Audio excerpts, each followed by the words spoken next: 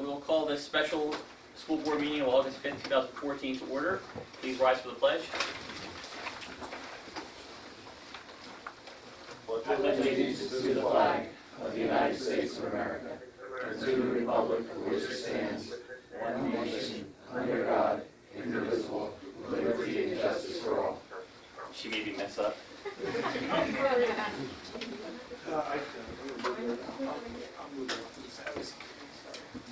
Okay, announcements and executive session report. To report executive session, there have been several since our last board meeting. On July 15th, the board met in executive session to discuss various personnel matters and the legal matter of Methacton conditional use application to Worcester supervisors. On July 22nd, the board met in executive session to discuss personnel matters. On July 29th, the board met in executive session to discuss personnel matters and various legal matters, including John Andrews versus Methacton School Board, School District, complaint from the DCED, the Moloch versus Van Horn and Methacton School District case, and the Methacton conditional use application to Worcester's Board of Supervisors. And then finally, on July 30th, I sent an email to the entire board regarding a personnel matter, and there were several responses. After consultation with the solicitor, we don't believe that rises to an executive session, but in the abundance of caution, I would just like to announce that as well. By way of attendance, all board members are present. Ms. Shackelford is on the phone, but is present via telephone conference. So we'll move into the only item on our agenda, district goals discussion. So just before we get started, just to clear it for everyone in the room, the board and the public, what we're doing tonight, we call a special meeting so we can discuss board goals for the coming year and the next several years. We're going to take tonight, a view of tonight as kind of a long-range planning opportunity. There will be no action that we'll be voting on tonight, so there won't be any opportunity for the public to comment on anything, because there'll be nothing to comment on since we're not taking action. We'll defer all courtesy of the floor until our next scheduled board meeting, and basically we'll spend the next 2 hours, and I'm going to hold us to about 2 hours, so we don't get burnt out, to discuss district goals, where we're going, and what we need to do. I think that our goal tonight should be not to boil the ocean, not to solve the world's problems, but to identify those areas where we feel like we can work with the administration, with the public, with the faculty, with the students to make the district that much better. I think we've talked a lot about SMART goals, specific, measurable, actionable, repeatable, and I think we need to not only come up with goals, but we need to come up with opportunities to go and complete those goals, and who's going to be accountable for those goals. My thought was tonight that we would have a discussion. Don had sent out a document that was some of the potential goals that I put together, and then some input that I got from each individual board member. So she tried to consolidate all that into one document, which we'll use as a starting point. There's obviously, based on what I just said, there's way too much on there for us to go and do over the next year, or even 2 or 3 or 4 years, but it's a good starting point for us to have a discussion philosophically. Where does this board want to take the district, and how we want to start to get there?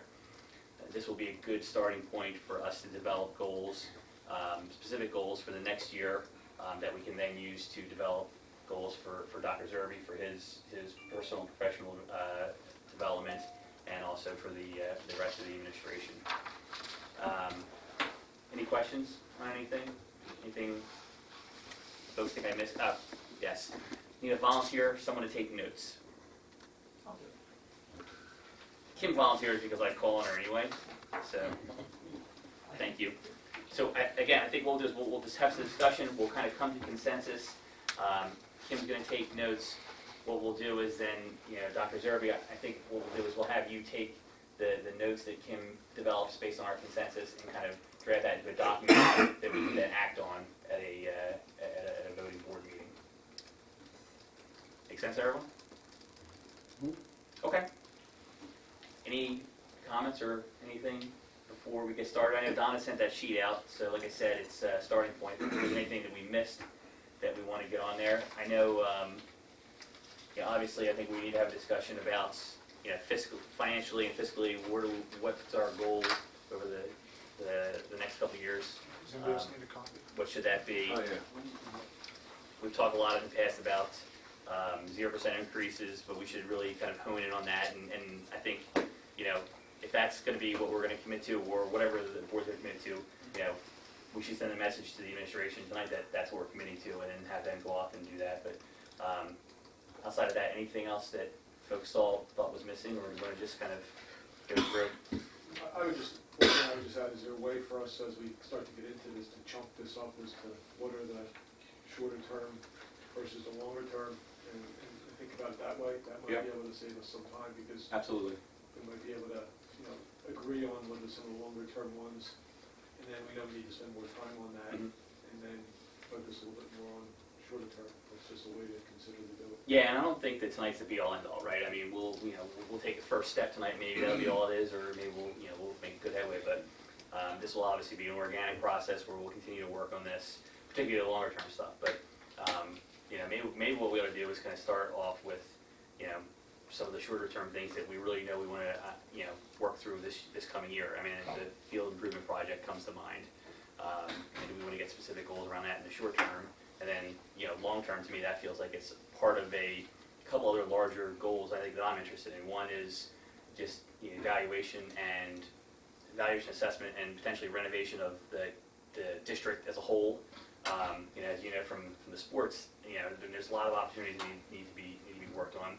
And kind of concurrent to that, I mean, again, I've talked a lot about this, the opportunity for public-private partnerships. Can we go out to the ARAs and other groups and residents in the community and get them to help us with certain things? Instead of, the suggestion might be, instead of a shorter long-term goal, maybe we should break it up into revenues, expenses,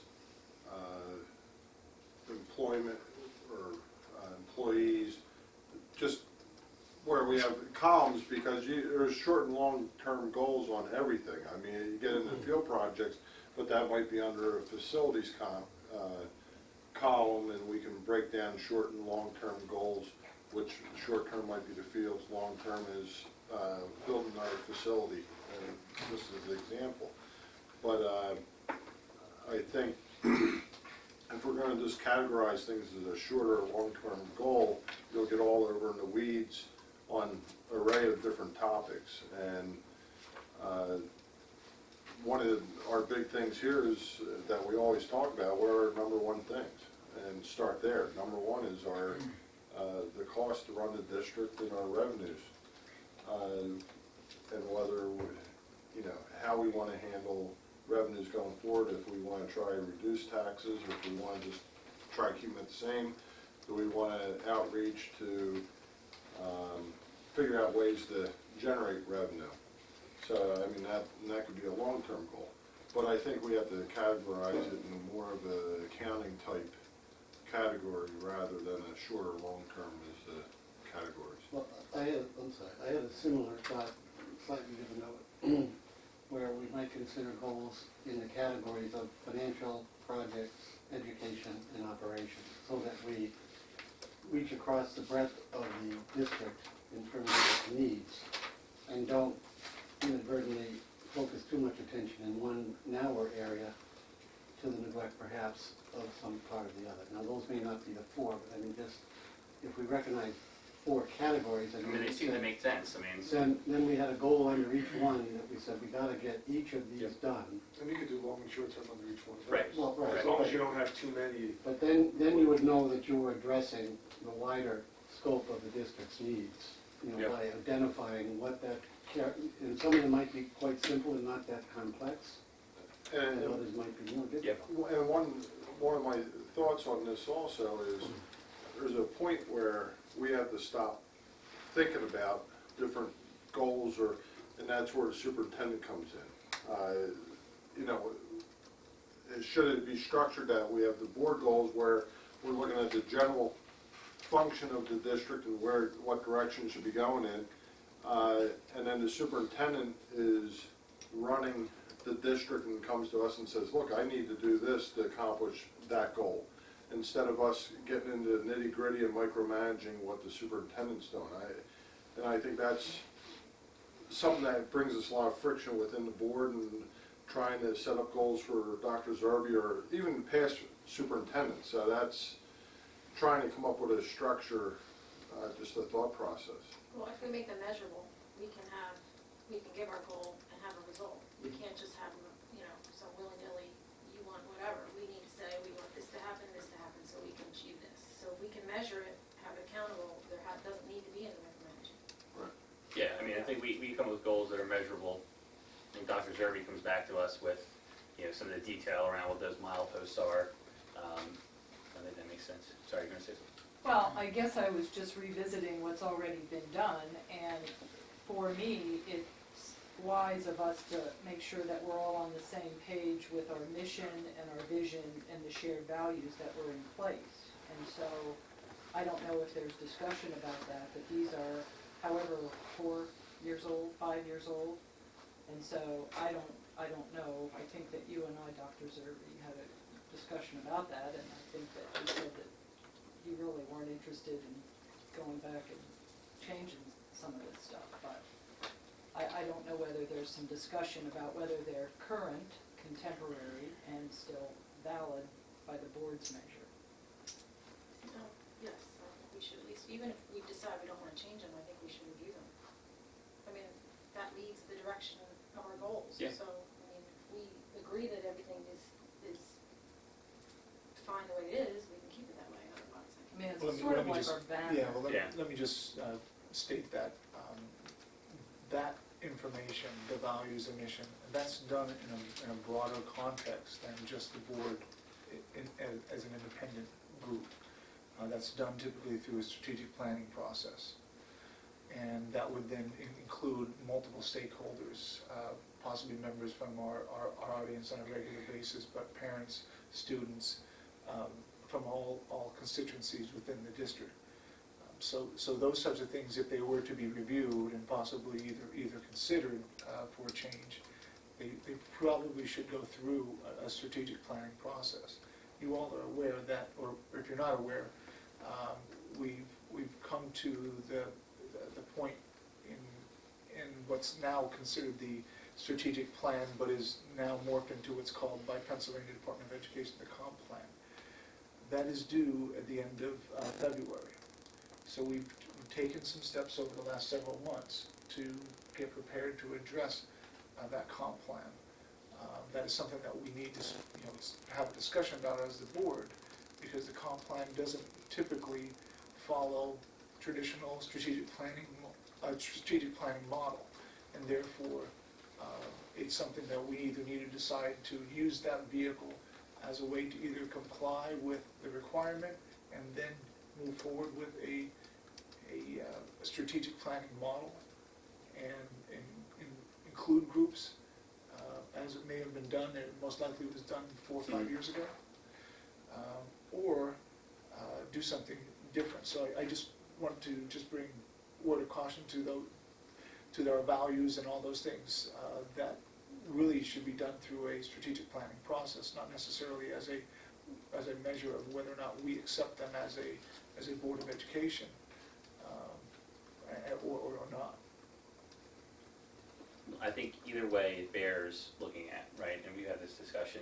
My personal opinion is we need to, whatever the Pennsylvania regulations are, the Pennsylvania laws are, we need to include the community in a discussion like that, because they have to buy into what we're doing. I think that, I wasn't involved in the last process, but I think the way they went about it, including folks, different folks from different parts of the community, I think is sound and something that we need to look at. But so maybe why don't tonight we just kind of focus on, identifying some of these goals we want to go do. We can flesh all this out. We're clearly going to spend, a lot of time on this tonight and other nights.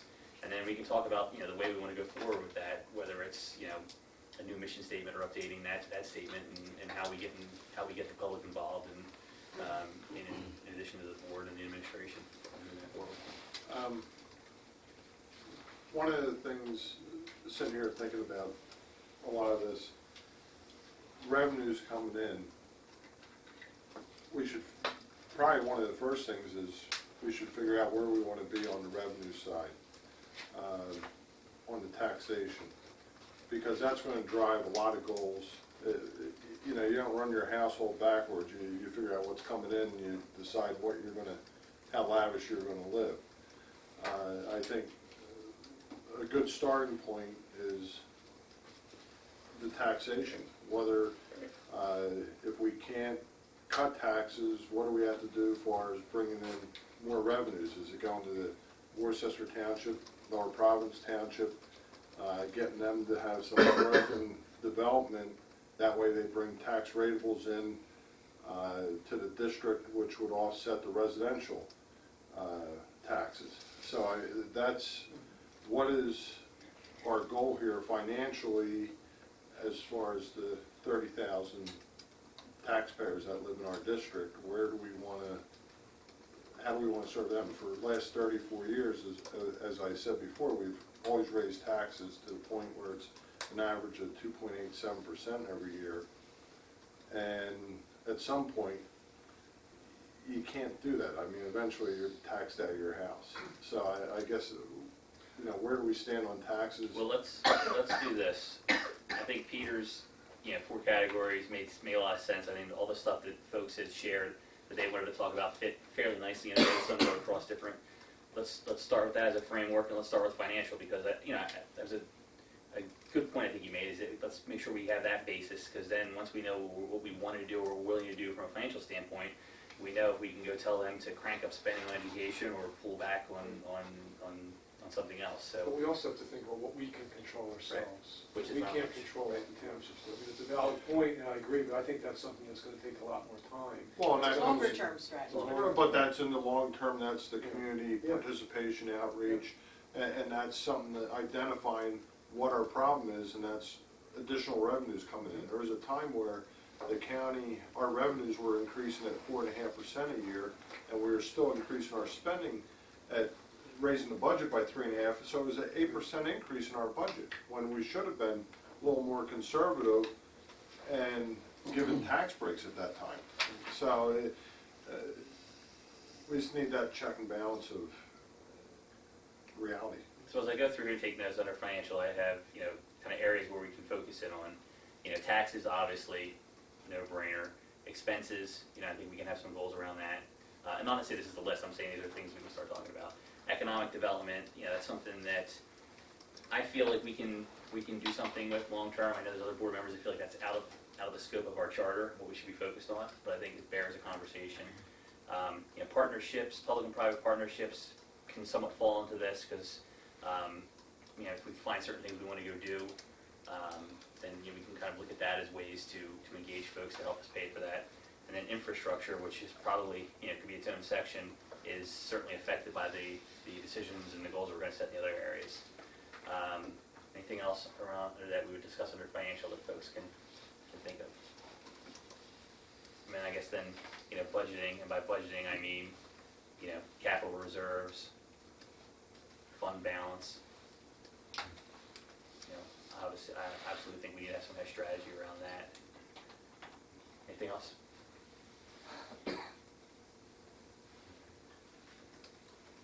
So you've got budget in there, right? Yeah. As a general word. so, Yeah. Yeah. So Contract?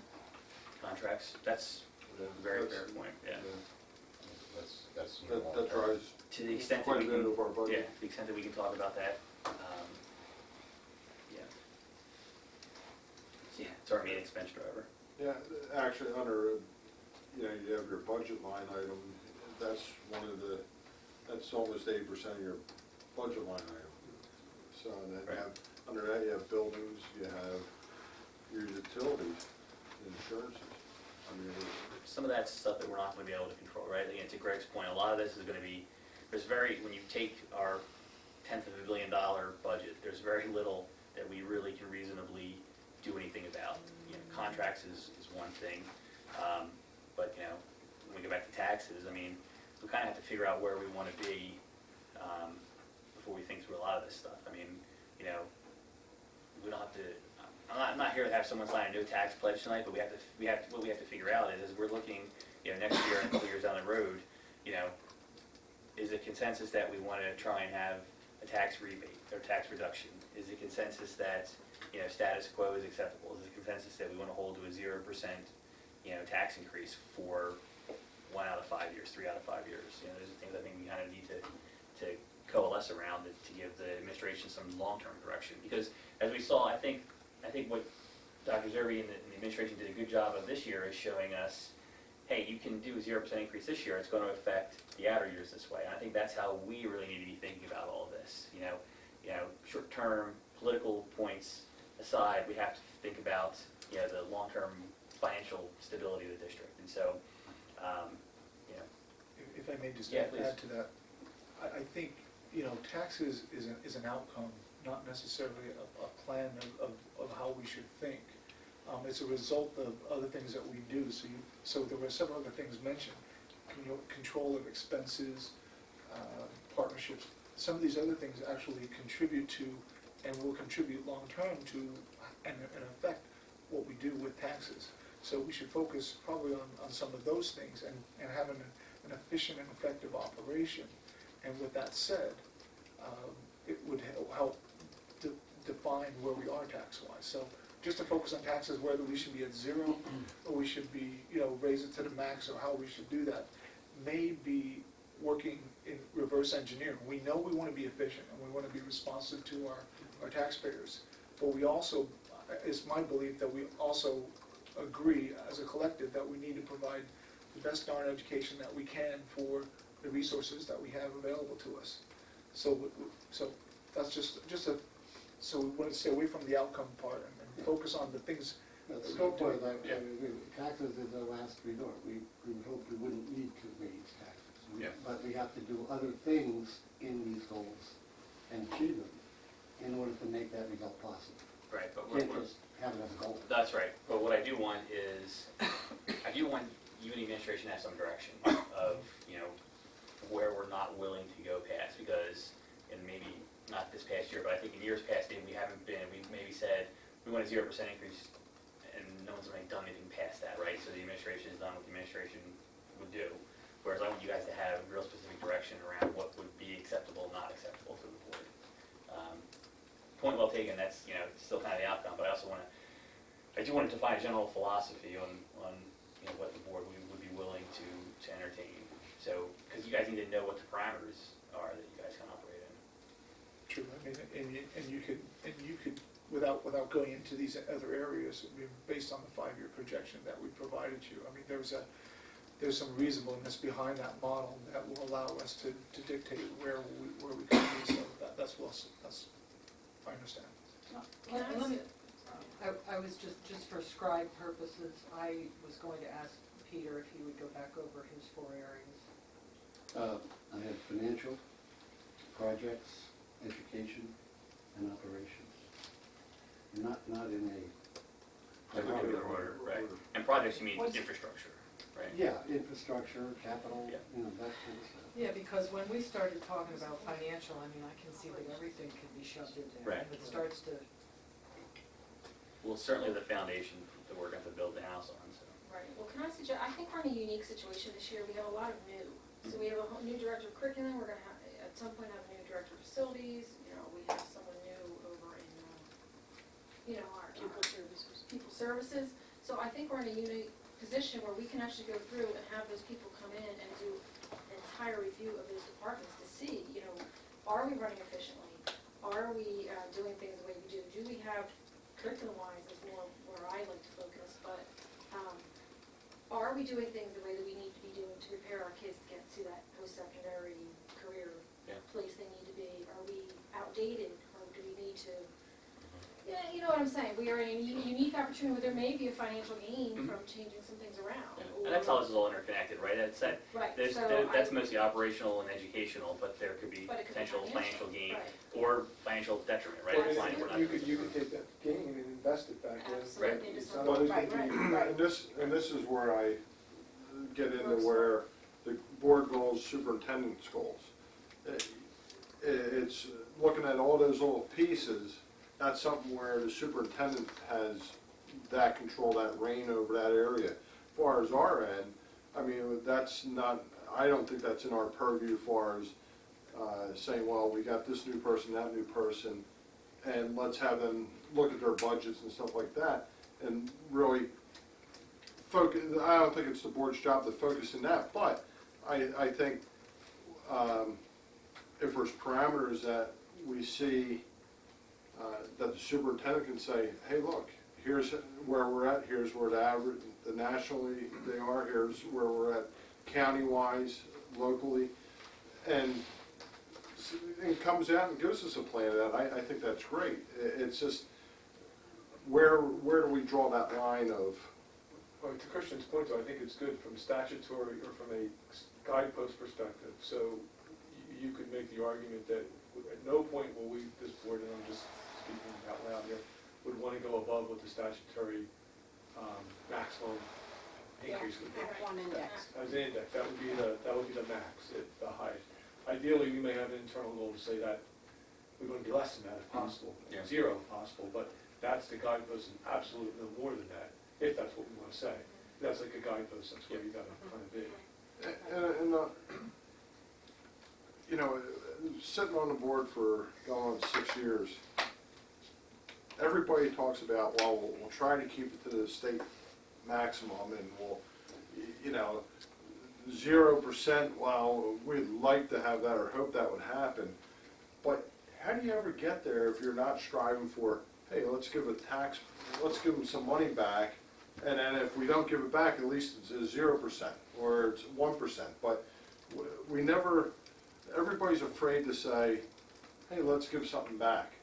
It's very easy for people to say, let's just take it. It's just, there's no hard decisions then. I don't think anybody's afraid to say give it back, as long as we're not doing it to the detriment of the kids in the district. Well, and that's something that the superintendent has to figure out. But if we sit there and say, well, you know what, we'll go to the max, he's gonna work in those purviews, and he's never gonna come to us and say, I gotta cut this and this and this.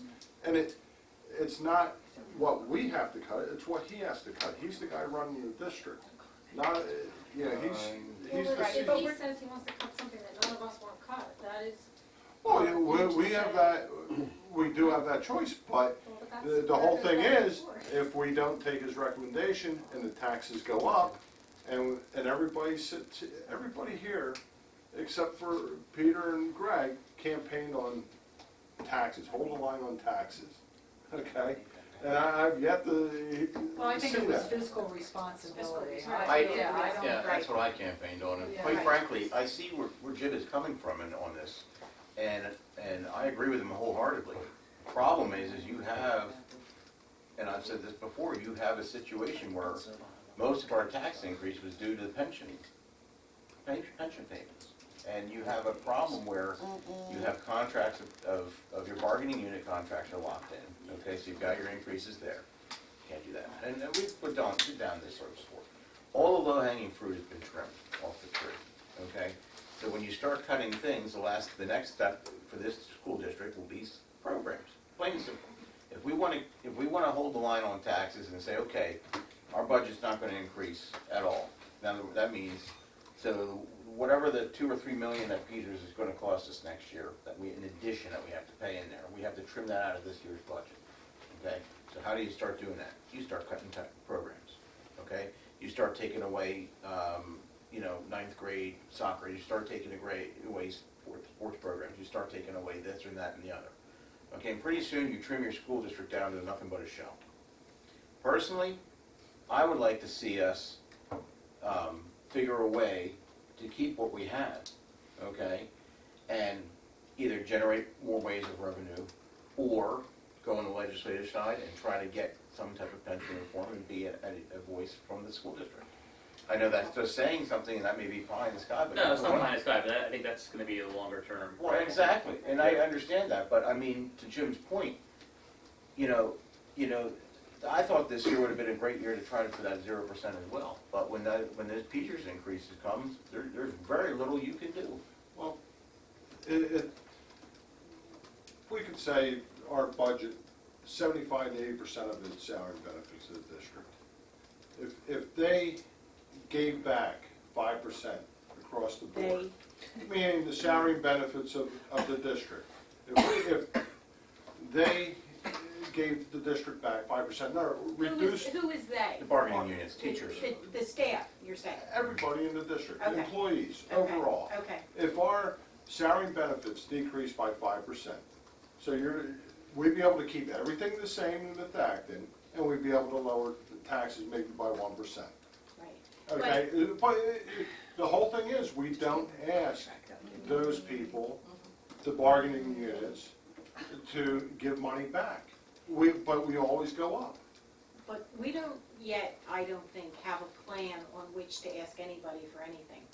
I think we need to have a goal as to what this district is as far as educationally, and then determine exactly what it's going to be. So you're saying that if we pay all the employees in Acton 5%, See, I'm just trying to not 5%. talk about the money first. I Well, was- but if, you're saying that if we reduce all our salary and benefits by 5%, that's gonna affect our education in the, Oh, we but that- probably very well So- likely, so what, they're given not gonna that show kind up of an to work? approach to it, I would expect it would. why?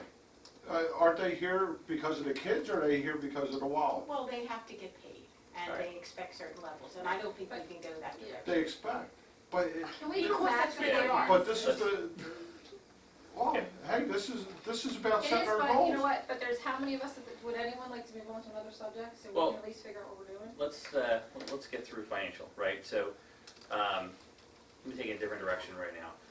Economic development. So there's a thought that as a taxing body, you know, we have an opportunity to help drive economic development in the A or both of the townships that we serve. This isn't something that we necessarily have done in the past, and I'd like to see if there's a consensus of this, whether this is something we should or should not do. I've heard from Kim, who feels like this is kind of outside of the our purview. You know, I feel strongly that, you know, the other direction, that this is something that we ought to be doing, in partnership with the local governments, right? We're not gonna go and try and give tax breaks to move somebody into Worcester or Lower Providence if that corresponding Board of Supervisors isn't in favor of that. But I think there are things that we can do to, you know, help both of those municipalities bring the right kinds of businesses in here. And like to kind of get consensus on whether that's, you know, something that we want to focus on long-term or not. But one comment before we go forward. Going to economic development from the tax or the fiscal conversation, and just because the conversation gets difficult, We're not, or. Yeah, we're and still in moving forward- financial. This is still, This is still But financial. it's still, you know, back last year, when we did the last contract, and we had an opportunity to have a zero increase, and I tried to get everybody on board to pledge to do a zero increase for this year.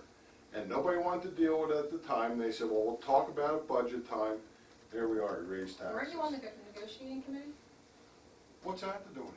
Well, The- you were on the the- negotiating the committee fact- for the contract. The fact, listen, the fact listen, is, the- That's you. the fact is, it was a pledge to the community for a zero increase, because everybody here, the Republican Party was pushing it, everybody was pushing lower taxes, decreased taxes. Oh, you're not for it? I Okay. said we weren't running for election, you were. okay, so. Could I just ask, when you speak about economic development for the district, how would you go about it? Who would do whatever would need to be done So to one, attract companies that you're talking so about? one thought, right, and I know that Dr. Zerbe has dealt with this in other areas, so let him speak on it too. One thought is that you could go to, it's called Lower Providence because I live there, right? You could go to the Board of Supervisors of Lower The Providence. board would, members of the board, Yeah, not Our staff? liaison. no, the board, the school board. Okay. We go to the Board of Supervisors and say, you know, we have, you know, an old car dealership on Rich Pike. Let's just say that's all completely in Lower Providence and Acton.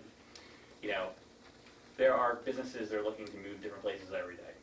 You know, we could offer certain tax incentives to that business. They don't pay taxes for, I'm making this up, they don't pay taxes to the school for 5 years. If tax abatement, if the Board of Supervisors are willing to do that as well. And there's other things that we could do, and I think you only do it for certain types of businesses, right? It's not to have You're another trying Wawa. to entice. Right, it's not to have a Wawa, you know. Right. Wawa's great, but, you know, that's not gonna get what we need, but, you know, a pharmaceutical company who might, you know, build something there, have an office there, who could give internships to seniors, who will bring in knowledge economy workers. You know, that I think it's an interesting idea to go and two taxing bodies, us and the board of supervisors, go out and say, we can give certain tax incentives or tax abatements to companies of this type that move into the township or into the district. And what would we get from that? What would be the benefit to the district financially? Well, eventually, the district would eventually get taxes from them, right? I mean, tax abatement wouldn't last forever. But aren't those properties already taxed?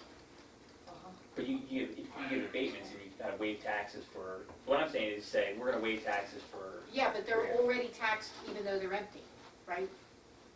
But if you can bring economic development, you can bring, people are gonna build things and bring more people's jobs in the area, people are gonna move into the area. What more Christian's houses. I'm trying not to- saying that you're gonna get all the economic benefit from that one location, but I think there's like a ripple effect where, maybe instead of the old Markley farm sitting empty, they build houses there and there's more taxable folks in the district. That's just one way, and I know that you said there's other things that you guys had done in the past. Yeah, I mean, there's a significant amount of programs from cause zones to, and it's a similar concept, but it doesn't necessarily, require the initiative of the district or the township. I guess what's probably most important when we talk about economic development, the school district is probably the single, and should be the single contributing factor to whether or not a business relocates, and because when they relocate, they want to have and get certain employees for high-paying, skilled jobs. So those individuals want to relocate to a particular area or region.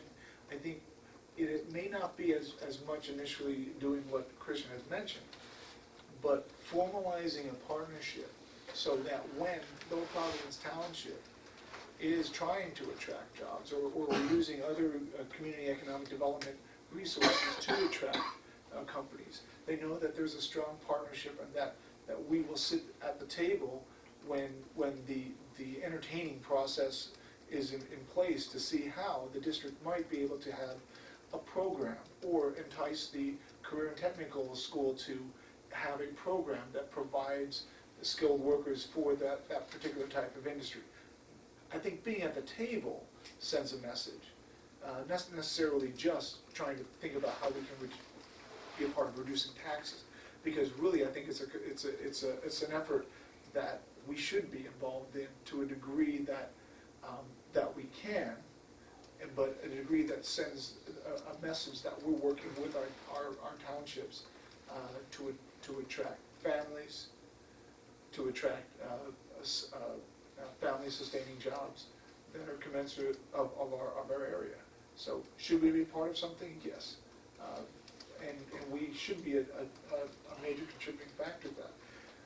We should have partnerships with the pharmaceutical companies. They may not actually have resident in our district, but they're so darn close that we should have partnerships where we have an investment in science. We provide additional credit in science for labs and things of that nature to push that area. But we probably should have that partnership that's solidified, that makes it work so that we're providing the programs for jobs. No, this is too funny. Or maybe there's the opportunity to give tax abatements to individuals that move in, right? I mean, that's, I'm not sure how many districts do that, but, I'm not married to anything. I think that, to Dr. Berger's point, it's a conversation we should have and figure out ways that, that we can bring, we get revenue from one place. And the more residents we have, the more revenue we're gonna have. So whether it's, more tax from companies expanding here, or whether it's from houses going up and people moving into the district. I think that, we only have a couple different options for, just like we're limited in what we can cut from expense, we're limited in what we can bring in from revenue. Right. So when we talk about economic development in the area, we're saddled between the King of Prussia Chamber of Commerce and the Perkiomen Valley Chamber of Commerce. We're kind of like in the middle, and we have nobody really representing our area. Right. And so what I'm suggesting is, between the school districts and the townships, and any other group that's willing to step up and contribute to the effort, having that dialogue and creating, not only as part of our visioning process and our goal-setting process, but being part of something bigger, so that, you know, we get that, we get the feedback. I think it all relates to some of the other conversations I think you've had about getting more people involved. So not only do we need to get people involved in what we do, but I think we need to get people involved in what's going on in our community. Is there a desire on both townships' parts to be part of something like that? I can't tell you that. Or we could stimulate something like Yeah. that. Haven't had any discussions with anyone I about mean, it. I know just from being on the finance committee at the townships, I know Rich Gestrick, they did a lot to try and really promote business growth in the Valley Forge Corporate Center. Mhm. They did a very good job in trying to get most of those businesses populated, and he did a lot on his own to do that. So I know there's an effort on the Lower Providence Township side to do that. I'm not familiar with the Forge Center. Sitting here listening, what we're looking for, I would say, is a tax rateable. A tax rateable that doesn't impact the school district and is not so impactful on the local municipalities. A tax rateable that wouldn't impact our school district is a project that would bring tax revenues in, that wouldn't bring kids into the district also. Senior community. Well, and that's. We're building a new building, we're helping. Well, and that's right, there's that, the residential cash cow, which is the retirement centers or the community, over 55 communities. I'm sure they appreciate being referred to. Well, I always said the greatest cash cow in Worcester is the residents, because there's no commercial properties in the township. I mean, you think about it, there's not much there. As far as the district or the township picking winners and losers, who's going to get a break, who's not going to get a break, what kind of business, that's not going to drive the market. The market's going to drive itself. If you're going to give a tax abatement, you can defer taxes on their improvement. The land itself, you can keep that tax rate constant, and if they improve the property, you can give them an abatement for the improvements for a period of time to stimulate businesses that come into the community. And that would be, we'd have to work with the townships, because it would be key to that. They would want to bring the businesses in because they're the governing authority there. So it's something that we should have a work session where we have the supervisors from one township or both townships to see where they're at and find out if they're on the same page, because it's a problem for them also. When our taxes go up, Yeah. it makes it hard for their residents to live in this community. But we're all interconnected, right? So, but I think before we even go that far, we need to figure out if this is something that the board wants to pursue, right? When you discuss the private partnerships in the interest of, you know, education and sort of, I think that that is absolutely viable, and I think that that's where the future's going to be, because we understand that public education money is not really there, and engaging some of the private corporations and their leadership to help with our education process, I think is absolutely a viable option. I think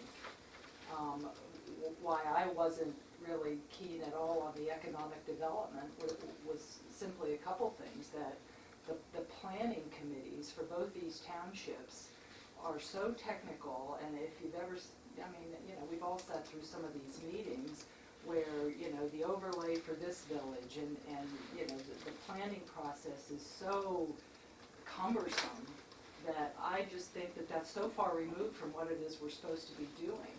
And if you talk about starting, you know, to potentially offer tax rebates, the local community people who support all of our functions, I mean, we go door to door every post-prom and knock for donations on these small businesses. And these people who have sustained us for how many years and years and years, to basically say, well, you come in new and we're going to give you a break, but for those of you who sustained us for all these years, well, too bad. There's just something fundamentally not fair about that to me. Well, there's some complexity to that, because even though a tax break is offered, if you bring businesses in this town, new customers, they're not going to be so opposed to this short-term break that brought them here. But that's not, I'm in favor of an economic development discussion, I don't know how it could be a goal, because I don't see how we could do a metric, because the townships, Yeah. both of them or each of them, drive it. So we could make them aware, as Jim mentioned and Dr. Zimmerman mentioned, that we are open to that discussion where it might be helpful. But I don't know how we make it a goal with a metric. The only way you could do it is track the number of abatements you offer. And they'd have to apply for But that. those are just offers. Well, you- That's not real savings. That's not real money moving. Right, and it sounds like we're mixing a couple of things, value that we would get within the district that really isn't tied to money. I mean, a benefit to the children that would be better for them in education by tying the science curriculum. That's a good benefit, but it doesn't relate to the financial side of the revenue.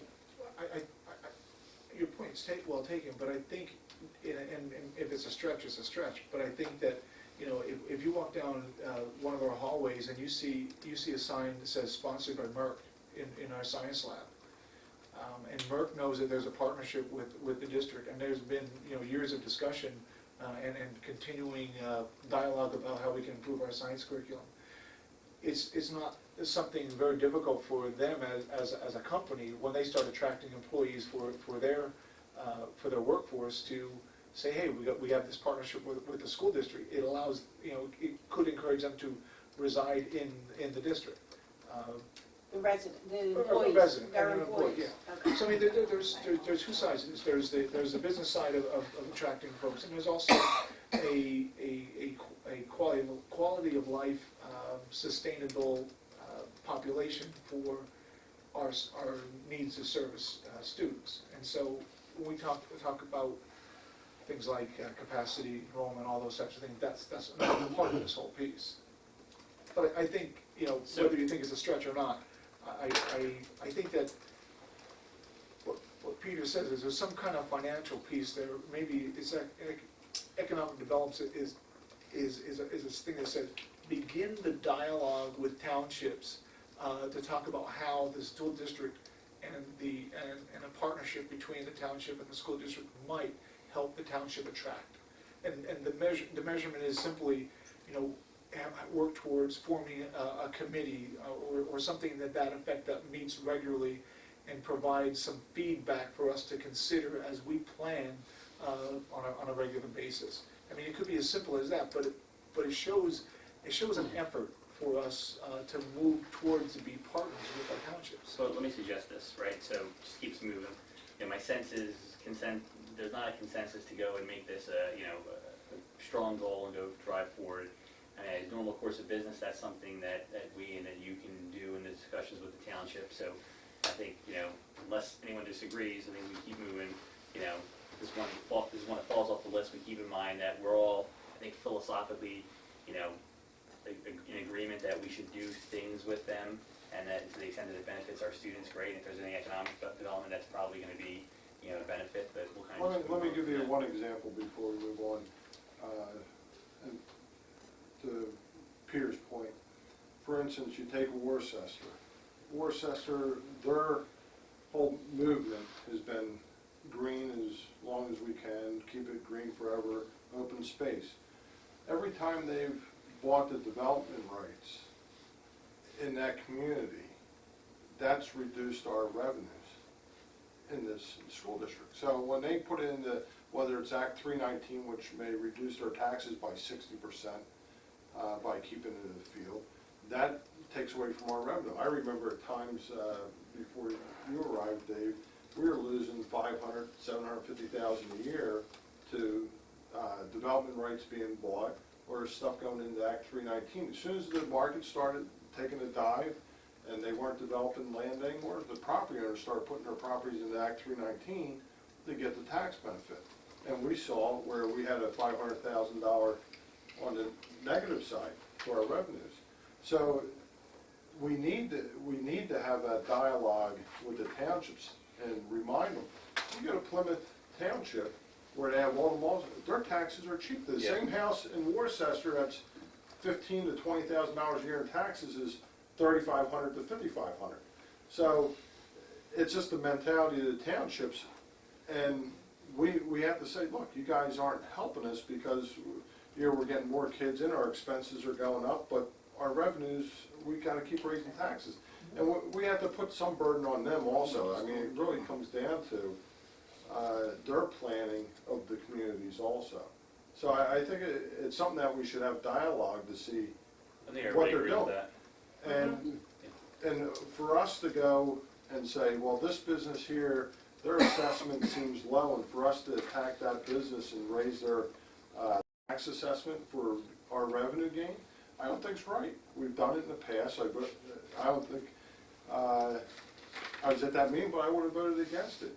When we voted to go after 5, 10 properties for their assessment.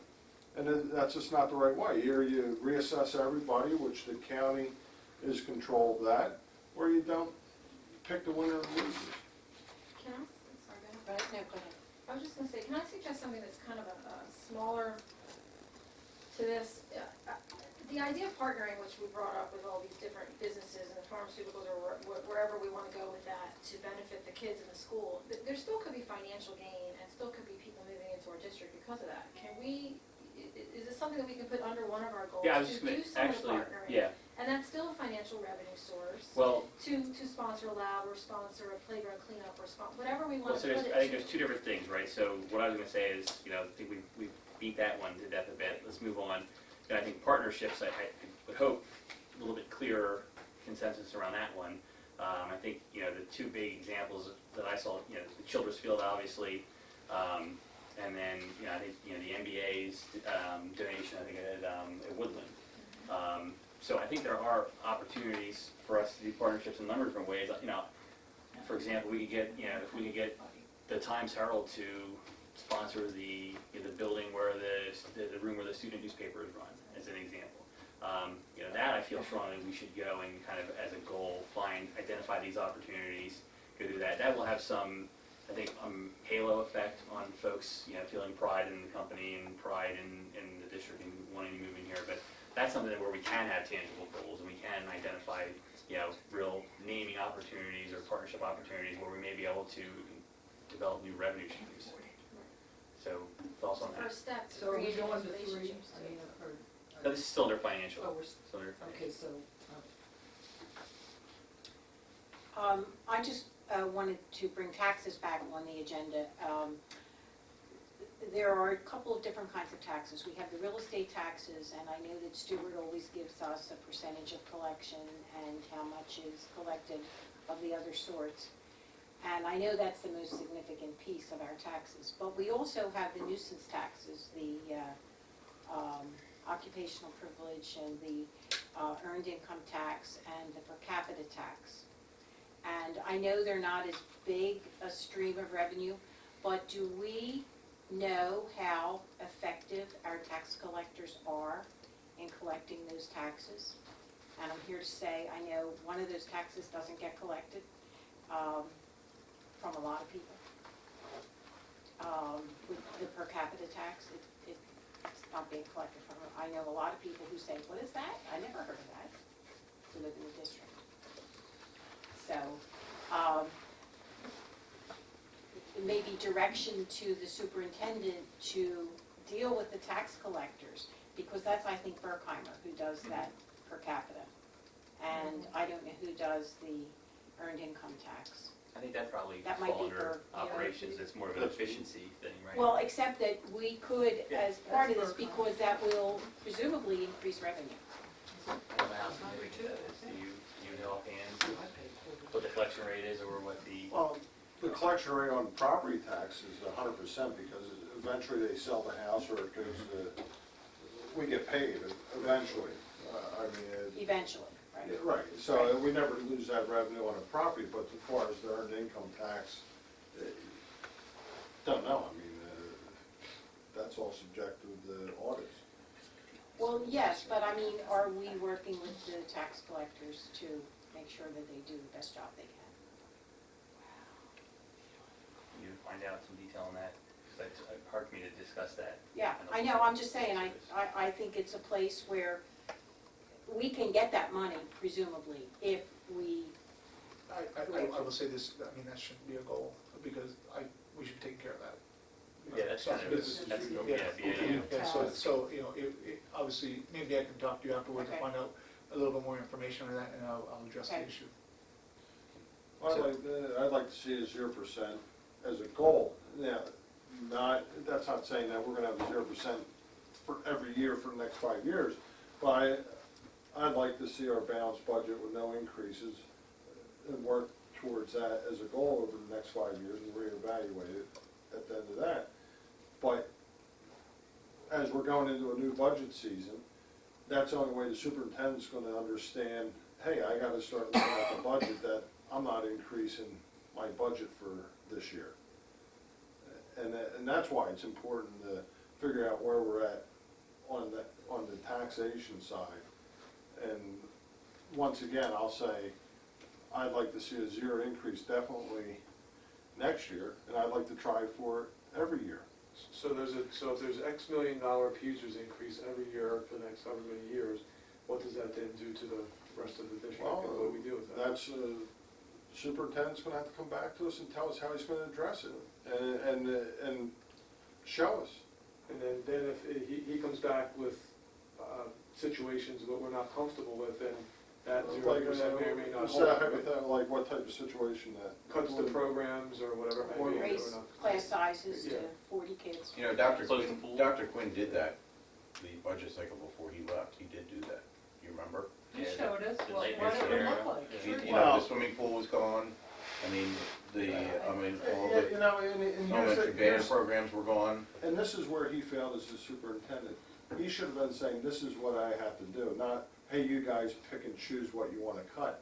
That's not what we hired him to do. We hired him to run the district and make decisions that best Yeah, but suit. personally, you the know, time. having kids in the district that benefit from those programs, I'm not gonna sit here and vote to cut a program that I believe in, There it is. Well, so.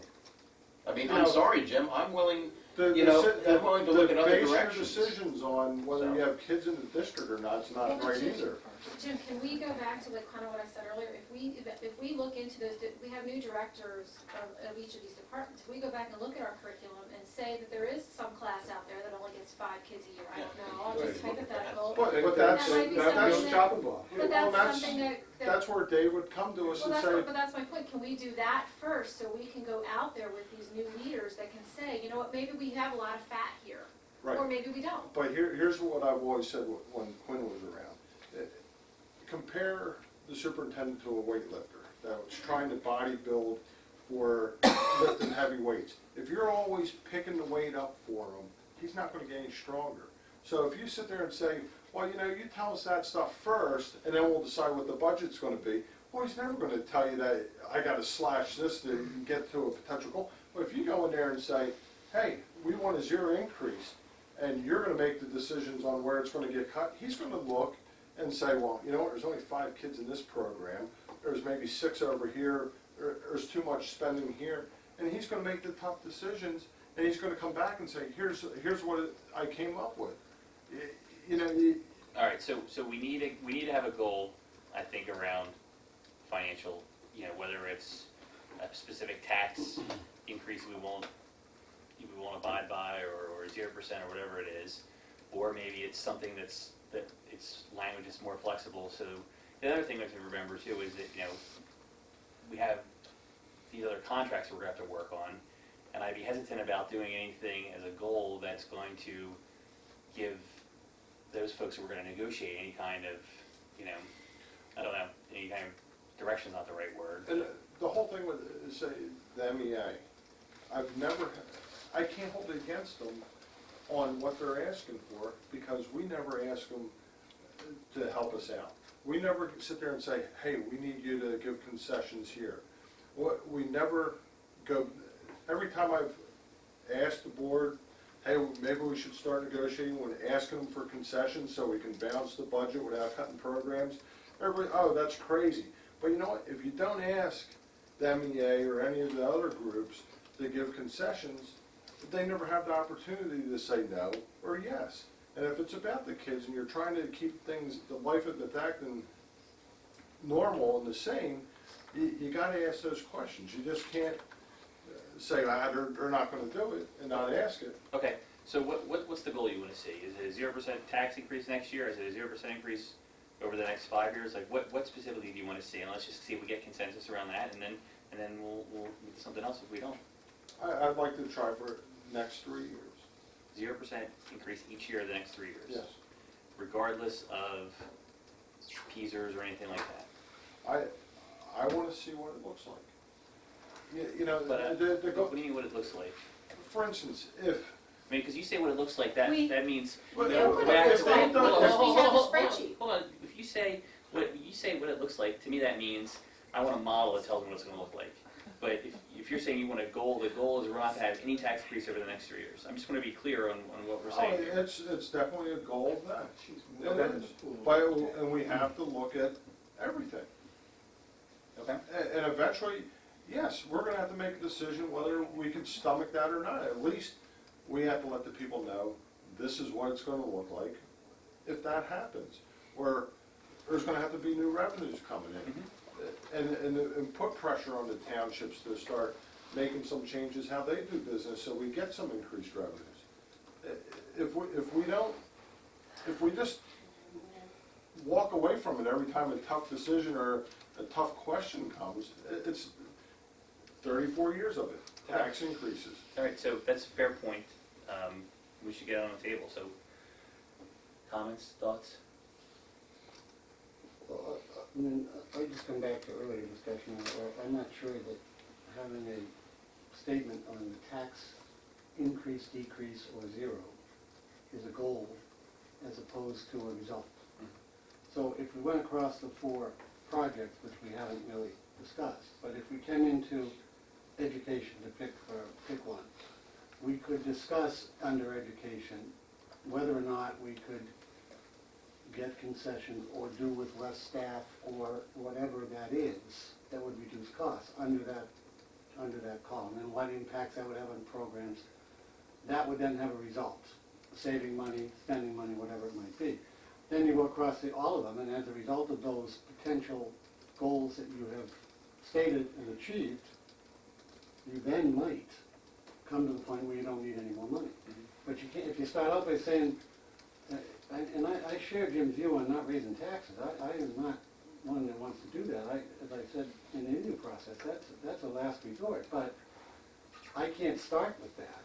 I have to look at the other activities that will allow us to achieve it. And I think what he's saying, I don't speak for him, I think what Jim's saying is, let's take another direction. Let's not, let's say we're gonna limit ourselves to, to X, and that will kind of control some of the decisions we make on other things, right? I mean, that's where you're Based getting on at. that, as far as the education, and I went round when Tim Quinn was around, and I asked him, I said, what is mandated by the state as far as educational requirements, and what do we do in addition to that? So what's required by law that we do as a school district, and what's extra? And that will tell you what you have to keep and what you're mandated to spend your money on. And I'll use an example. Say you have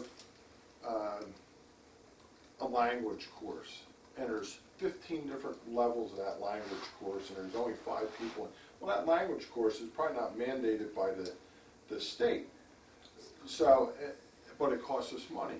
Or it's, whether it's a math course that has 5 people in it that's not mandated by the state. But what I'm saying is we have to see that picture of what's mandated, what's not mandated, and the cost. I don't even see how, what's mandated by the state is an efficient, I mean, the language is repeated all the time. It's simply an efficient and effective public education system. I mean, it doesn't define, the detail, I think, that you're looking for. Our performance in the state's eyes is based on a lot of different variables. And the high school, for example, sits at 94% out of 100%. And if we are going to talk generally about moving the district forward, then maybe we have to define what in fact that looks like, because I think they're conflicting objectives. by mere virtue of their nature. Potentially, yeah. I mean, you know, on one hand, you don't wanna spend money, and on the other hand, if you don't, then your grades are gonna fall. You know, so, So let me suggest this, let's, so you put out what you want around tax increase. You know, the sense I get is that, you know, we have to have more discussion on other areas before we can come back to that, because, you know, maybe that will move folks in one direction or the other. So let's move off this a little bit. You know, we've got in the notes what you've asked for, 3% tax increase. We're not gonna be done this, tonight, so let's just keep moving on and we'll come back to this. Can't we have those part of that, though, a discussion, or maybe this is a formulation of a goal about a review of the programs to make a determination as to which ones are Yeah. adding value, not adding value, fully utilized, not utilized, and maybe come back with some ideas on, I mean, that may be a way I mean, to that- consider, I mean, really, if you think about, you know, that's Kathleen's point about looking through new managers, looking at different things. a looking broad at goal areas. of reviewing, an overall review that would look for operational inefficiencies, you know, financial inefficiencies. That I think is Utilization. a Well, the organizational. curriculum, making sure we're globally, Well, I mean, all of that Where we kind of should ties be. together. To me, that feels like a good short-term in next year goal that would lend itself well to the superintendent goal for the next year. Yeah, And I and think, just one distinction I want to make it, you know, from Jim's stated objective, and I'm new here, so but often what you pointed out, Jim, is thrust upon the superintendent, you got 30 days to give me a budget, do what you gotta do, rather than a steady and thorough Oh, no, analysis that's- of the issue, that then leads us to understand that in 12 months from now, we might be able to make a change that leads to a cost savings.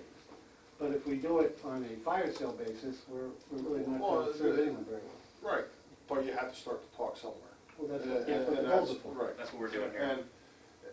And it's, as far as the courses, you have, Dave, what languages, as far as the state, how many are required, or what languages are required by state that we have to well, then that can be a review keep? of curriculum. No, but I'm just using it as an example. That's what Kim's point was, that does not exist, that level of granularity.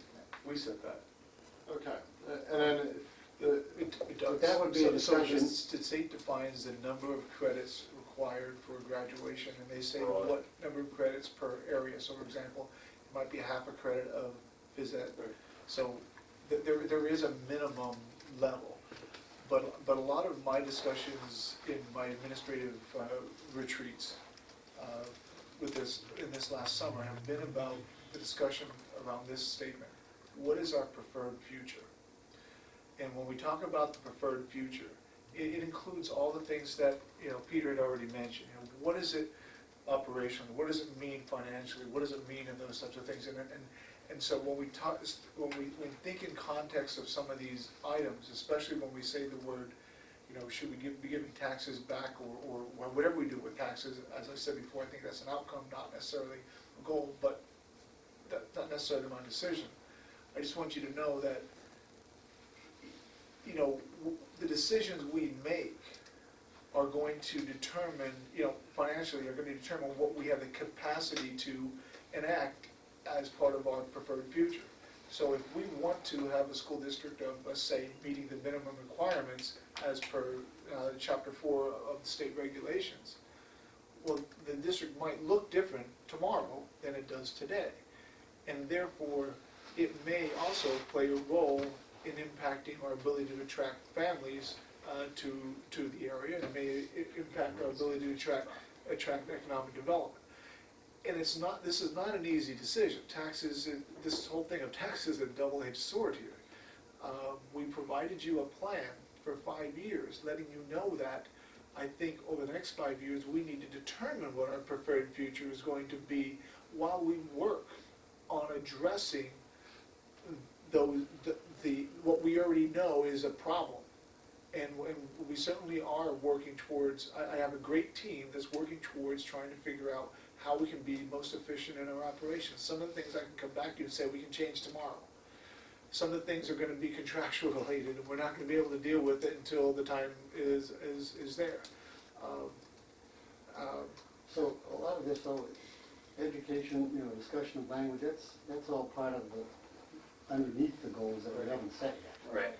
And the operational efficiencies that you referred to, that's great, we need to set up goals under it, we haven't done any of that yet. And where I'm going with this is, I don't want a diminished education here. I want to improve it.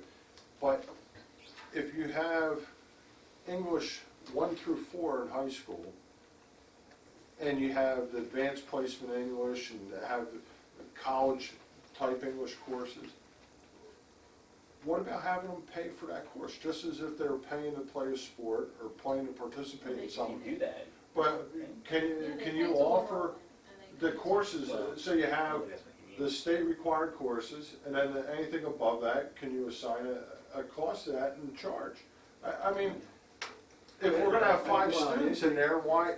Well, but But- again, we're off the goals topic, Yeah. but But that's a as far as- discussion we should have, but it Right. doesn't help us establish a goal So- now. But I wouldn't be in favor of charging and having only the wealthy take the best courses, that would be. But a difficult then problem. you get the programs from within the community to provide grants for those kids. I mean, and what Kim was saying, far as getting the community involved, that's one way. You have to think outside the box if we're gonna address the tax issue.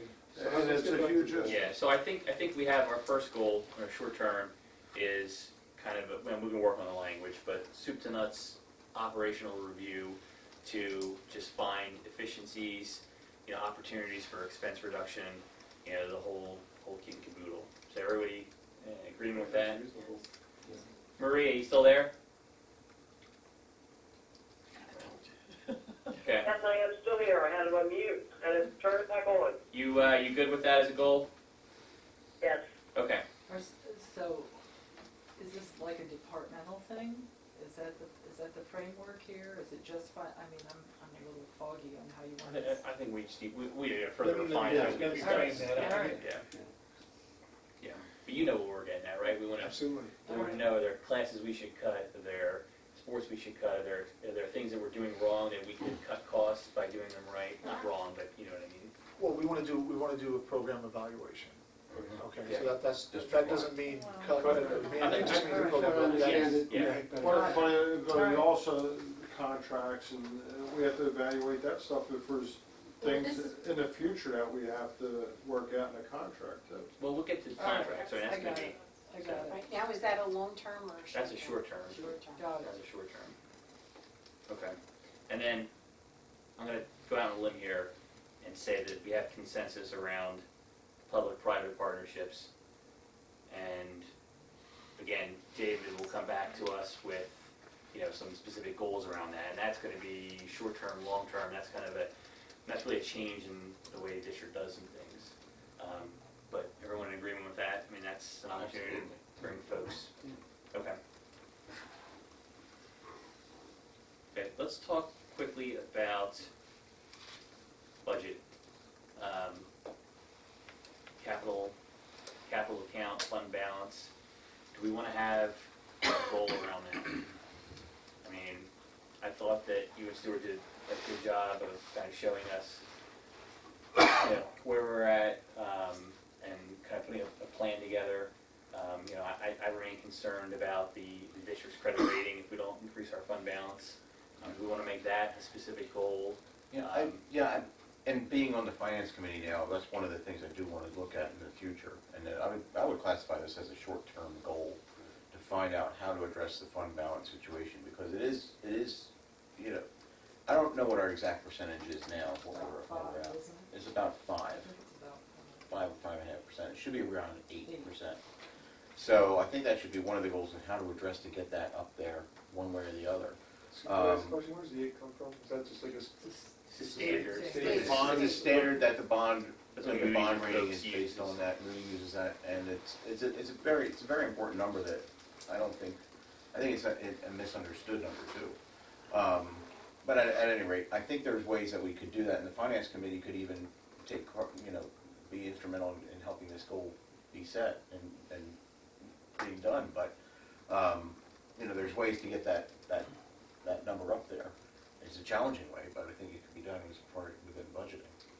Well, what if we set a goal to move fund balance from 5% to X%. We can work through what that X is, Right, whether and it's step- 8 or 10 or whatever that is. Well, could That's a we- long-term goal. Right. I was gonna And say, then- could you say something Step it like up. up to 8 over the next 3 or something? Yeah, that's exactly right. So Yeah. it would be a short-term goal that's taking a long-term effect. In other words, every year you would have this little goal to meet to make the grand goal of. Right, getting 3 to years 8. goes from 5 to 8, and so we want to see 6, 7, and 8, or whatever it is over the, Yes. over the, Yeah, typically how we might word something like that is, at any time when there's, residual funds at the end of the year, the board would make the goal that those funds would be allocated in a manner consistent with your goal. It wouldn't necessarily be, it'd be very difficult for us to say that we need to go from 5 to 8, but where would that money come from? Because theoretically, the budget is an estimate where we'll be over time. We put certain things in place to help us, hopefully, at the end of this year, when all the books are done and said, we'll be able to do what we said we were going to do back in January, is take half of the surplus, put it into the capital fund, and half of it into the fund balance. But those are things, I don't think we've formally adopted that as a resolution by the board, but it is something that, we said as administrators that the only way to get back into a healthier area is to do that. That's the only way we know how to do that. Otherwise, we can't budget money to know that we're gonna put it in surplus. Or we can take a resolution, say that maybe these are only some of the things that we will borrow from the fund balance over the next 2 years. So if we, but again, I will warn the board that, when you make certain statements about restricting yourselves, you restrict not only yourself, but you restrict former board, future boards ahead of you. well, And for whatever reason, we don't know all the unknowns, so I would recommend not doing a restriction, though I've been in Well, I an don't think environment that did. but I don't think we're restricting, right? I mean, we're saying we have a goal to get from 5 to X, right? Whether X is 8, or something higher. And I think there's legitimate need and reason to do that. I don't think we're restricting anything. We're saying, so maybe it's softer language in, the years leading up to whatever, third year at X. But I think that it's important for us to have a goal to get there. Yeah, so the goal would be, is our goal, You gotta to have be something at that's 8%, but to say whether or not, we're talking about SMART goals and how to measure that, it would be very difficult to get us to 8%, knowing that we really only budget for what we really want to spend in a given year. And it just so happens that, we might not paint a particular room, or we might not, buy a particular textbook, and therefore those are the surplus funds that we then can utilize. So sometimes our plan doesn't necessarily follow through, and sometimes our plan is so out of whack that we need to spend that money, and unfortunately, even our reserve, we spend that money to make the end. What's the dollar amount to get us from 5 to 8? Got 3 million. So Yeah. what's realistic? Is 3 years realistic? $1 million a year? Yeah. So that's just. You're looking at maybe, if you're lucky to hit a $500,000 every year, I would consider that, I'd be jumping up and down for that. I mean, given the budget environment that we're in now, and how tight the budget is running, I'd say, now it really, you have a lot of variables out there. I mean, like Dr. Zerbe said, okay, if there's a surplus at the end of the year, well, what do you do with that, okay? Do we help achieve the goal by taking half of that surplus, putting it in capital, and half fund balance? Say there's a settlement with Shannondale in the near future, which I certainly hope there is. What do you do with that? You do pump that into your fund balance? Well, you've just achieved one part of your, goal for the one part of the year, or whatever. Get working on it. So, intent, nudge, wink, wink. But, I mean, you see, here's one of my things too. In my business, I set goals, okay? Sales goals, all this stuff. In this fund balance goal, everybody says, well, you have the quantitative way of measuring it. Well, you can. If it goes up, you're achieving your goal. If it goes down or stays flat, you're not achieving your goal. Easy, right? The problem is how much do you want to do per year, and how much do you want to do? I don't think you can do that, as like Dr. Zerbe, I think you were alluding to that. So I think the goal should be to reach that 8%, however long it takes. The key of the matter is keeping the fund balance going up and not going down. Okay, I think that's the key thing of what we need to do. And I think that should be the goal, is to not, Well, Is When our we do- financial rating unaffected by the speed and direction of that?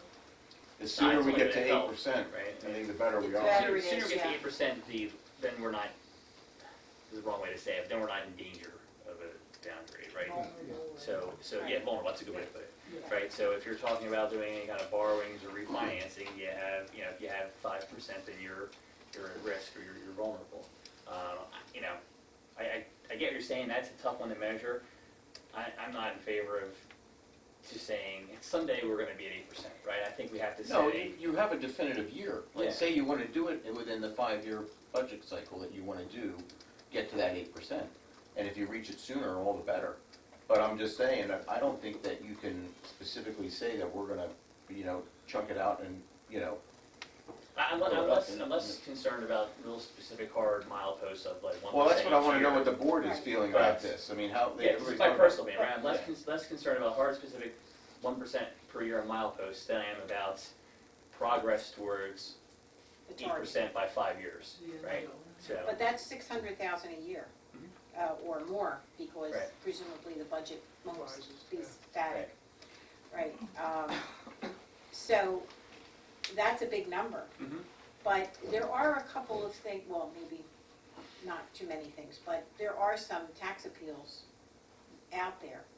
We could make a decision that if we had an increase in revenue from some of these tax appeals where we have money set aside, that a portion of it would go to the fund balance and another portion to be used, in normal budgeting thinking.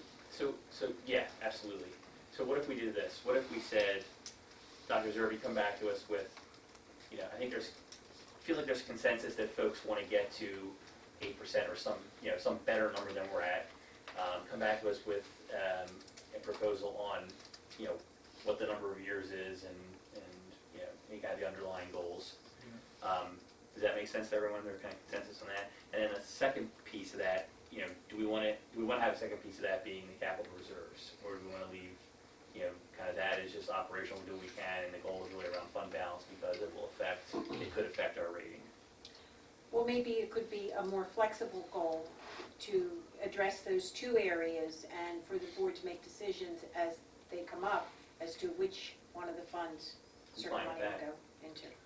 I mean, you can see how each one is doing at the time, say we've made strides in our fund balance. Yeah, my personal priority is fund balance, but I'm fine with it being flexible to take. But if you got to, let's say, you got to 6.8%, then you say, all right, Yeah. I feel a little more comfortable, I can shift over Yeah. to. Yeah, because you've seen some capital projects that are coming down the pike that we definitely are going to need to take care of, so.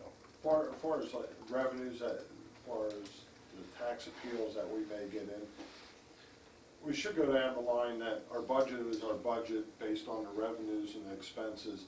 And then if by chance we win an appeal and we get that extra money, divide it up between the fund balance and the capital fund, and just as gravy, but don't depend on it as, that's gonna balance your budget. Just use it as gravy, throw it all in the fund balance, I don't care, but we could always use it out of fund balance if we really had to, but if we're looking at increasing that to the 8% to get better bond rating, well, store all the money in there, pull it when you absolutely need it, but I would just keep the budget going down the road, that this is the budget, anything that comes in as a nice injection of cash to us, that just goes in the fund balance, and we don't put that towards the budget, we just. So fund balance and capital reserve and, okay. Maria, good with that? I am good with that because I agree with Herb. I mean, the fund balance, we keep taking money out of it, and it affects our interest rates and everything else, so I'm good with that. Anybody want to take a break, or is everyone good to keep going? 2 minutes? Let's do 5 minutes. Well, we started after 7, so we're going to go past 9. Do quick Keep going. 3-minute I'll breaks. just excuse myself, but I'm leaving. Yeah, just keep going. Okay. Okay. All right. So that's 3 that we have. We want to talk about legislative just for a second because it does kind of touch on financial. I think at least the folks who've been on the board for a while, we've all talked about doing something legislatively, and we don't necessarily need to make this a goal part of this, but, you know, I think we do need to come to some kind of consensus what that means. I think in the past we've had folks out there just doing stuff that maybe the whole board hadn't been bought into.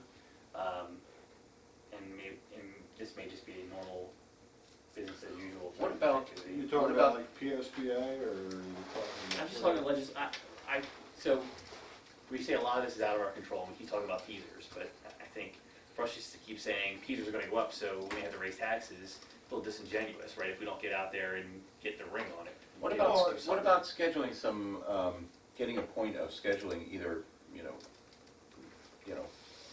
once or twice a year, or maybe even quarterly or something like that with our local representatives? And I mean, you know, I haven't seen Matt Bradford in, I don't know how many years now. I mean, and I think, you know, face-to-face contact with some of our local politicians. We did We that, we did, did yeah, legislative legislative breakfast. forum. Here? Well, He was yeah. here the whole weekend, 'cause he was here for the opening. Well, okay. But, I'm talking about something on a regular basis. that's my point, and maybe we don't need to make this a goal, right? I just like to No. get some consensus out of folks of, yeah, we need to get more involved in legislative, and we can kind of figure out what that is, you know. Well, I let's mean, think we I can got an work on it. idea Could for we you to just do do a- legislative. I mean, we've got, Vera was just appointed to one of the governor's committees, Committees, education. yeah, on the education issue. So, Yeah. you know, maybe we could, I mean, this national thing with, what's his, Gerlach. I mean, there's such gridlock in Washington, and my interest is just knowing what's going on, not necessarily trying to influence it, because I see that as sort of a lost cause. But I think it's important to understand, you know, what's in the works. But I wouldn't be opposed to, you know, having some sort of regularly scheduled powwows or updates or whatever. We're doing another we're planning another legislative breakfast with Bradford and Vera, Rafferty and Gerlach. So we're gonna kind of take what we learned of the last one and do this one better.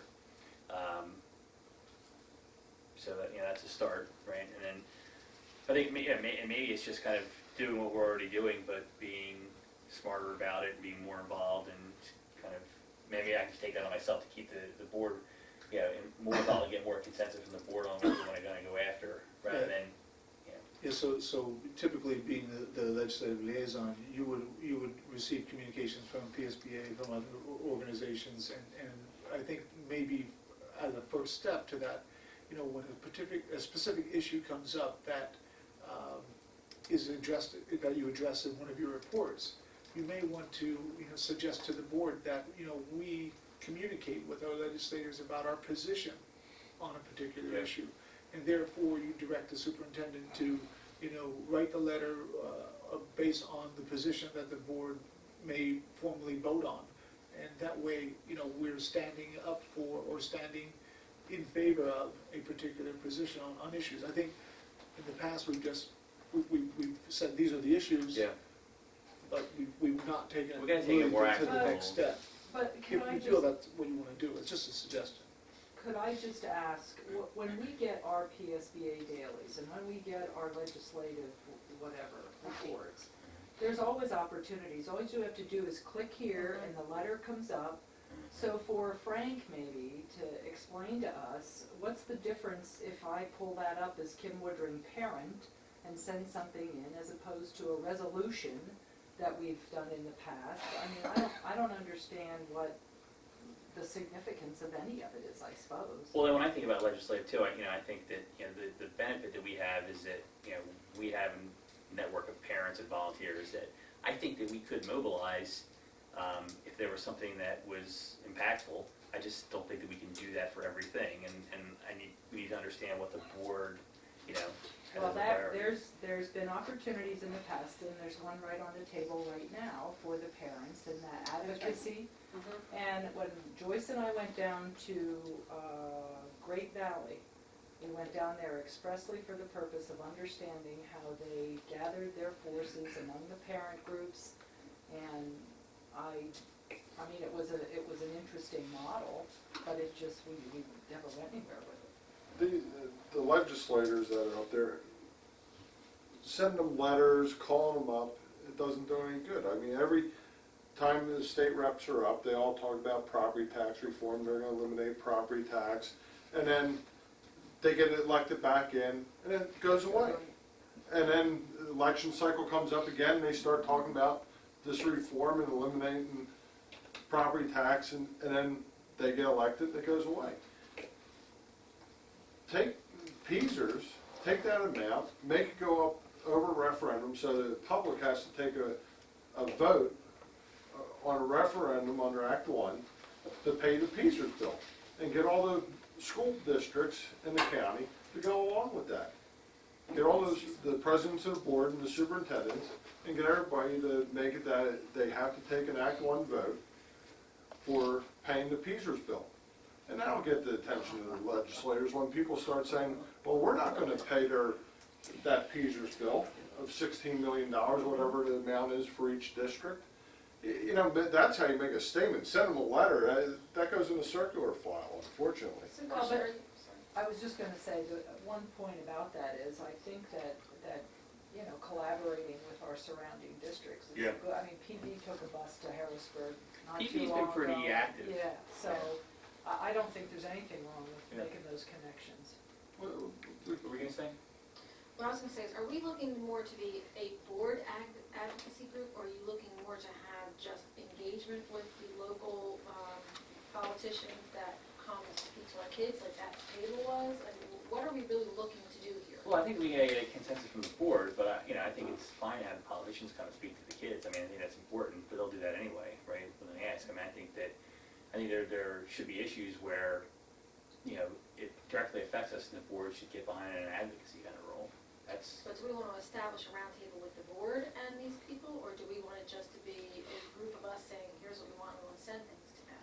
You know what I'm saying? yeah, We wanna well, we do figure out things that, figure out the tactics on how we do that. I mean, that's less important right now than just, figuring out, what we wanna do. And again, this may not be something we need to tackle tonight. I mean, there's other things we can do. Could just be, to your point, normal course of business. We just do it differently than we've done in the past. I like that idea. So, okay. All right, move off of financial for a little bit. Let's go on to educational. Do you want to say anything about education before we do the education profession? No. I don't know. This was your goal. Yeah. Well, as far as our goal, as a district, being that you're new into the district, meaning you haven't been here a full year, seeing other districts work in other places, how's our district stand? I mean, like overall, is there areas that we need to make the improvements that we really have to, is there somewhere that you can identify that we need to make a goal as a board on that end? I think I said it earlier, that it's not always about what we do right or what we do wrong. It's about what our preferred future is to be. What do we envision our district to be able to offer, and for what purposes? It's again, it's one of those things that I think I'll be able to articulate in a greater capacity in the very near future when I talk about my vision document. I'll look at the long range and look at where Methacton was, where they are, and where they could go. And I think that I just so you know, I've broken it down to the extent where, these are my observations, and I broke it down into a little bit more granular than these four, but those four are certainly included in this. And then I've talked about, where the preferred future could be, and that was part of the discussion that I've gotten from my administrators, and it's part of the data that I've collected as part of the surveys. So that will help you maybe delineate as to what some of these educational pieces may be. But that I think will be helpful. Because it's painting a picture for me right now, but for me to start dialoguing about that until I have it complete would be premature. One of the presentations that we get every year about our enrollment and where the students are ending up, and one disturbing number that was brought up was kids that go into a four-year college degree, there's a 60% dropout rate. Now, Is that everywhere, or? well, that's what I was trying to, if that was like, well, somebody's tracking what the dropout rate of a four-year degree is when people first go in. Not, But- not just for the fact. Right, this is over, That's global. this is, right. Yeah. And what I'm saying is, there's a number that I'd like to see what it is for the fact and to tell us that if your guidance counselors go through K through 12, go on to college, go get an educational degree, and then they become a guidance counselor, what have they done other than in the educational field? Do they know about automotive industry, tool and die? Do they know all the different, what are their life experiences that are telling our children which way to go in life? So, So translate that to a goal for me. the goal is, if we're at the 60% rate, or are we at the 30% rate of a four-year degree dropout To rate? track our graduates, to find To out. see where our graduates are, because maybe we're not placing them properly. Maybe we should be saying, look, go to the voc tech schools. There's something there. And that's a good way to evaluate what we're doing overall. And how would we evaluate that to be able to make those recommendations? What are you? I don't know, Dave, that's outside of, There's so many factors though, so I don't know if there's, I mean, once a kid leaves the fact, and, although we're preparing them, and there's a lot of but other there's, factors somebody's that tracking could go some into type of that, number though.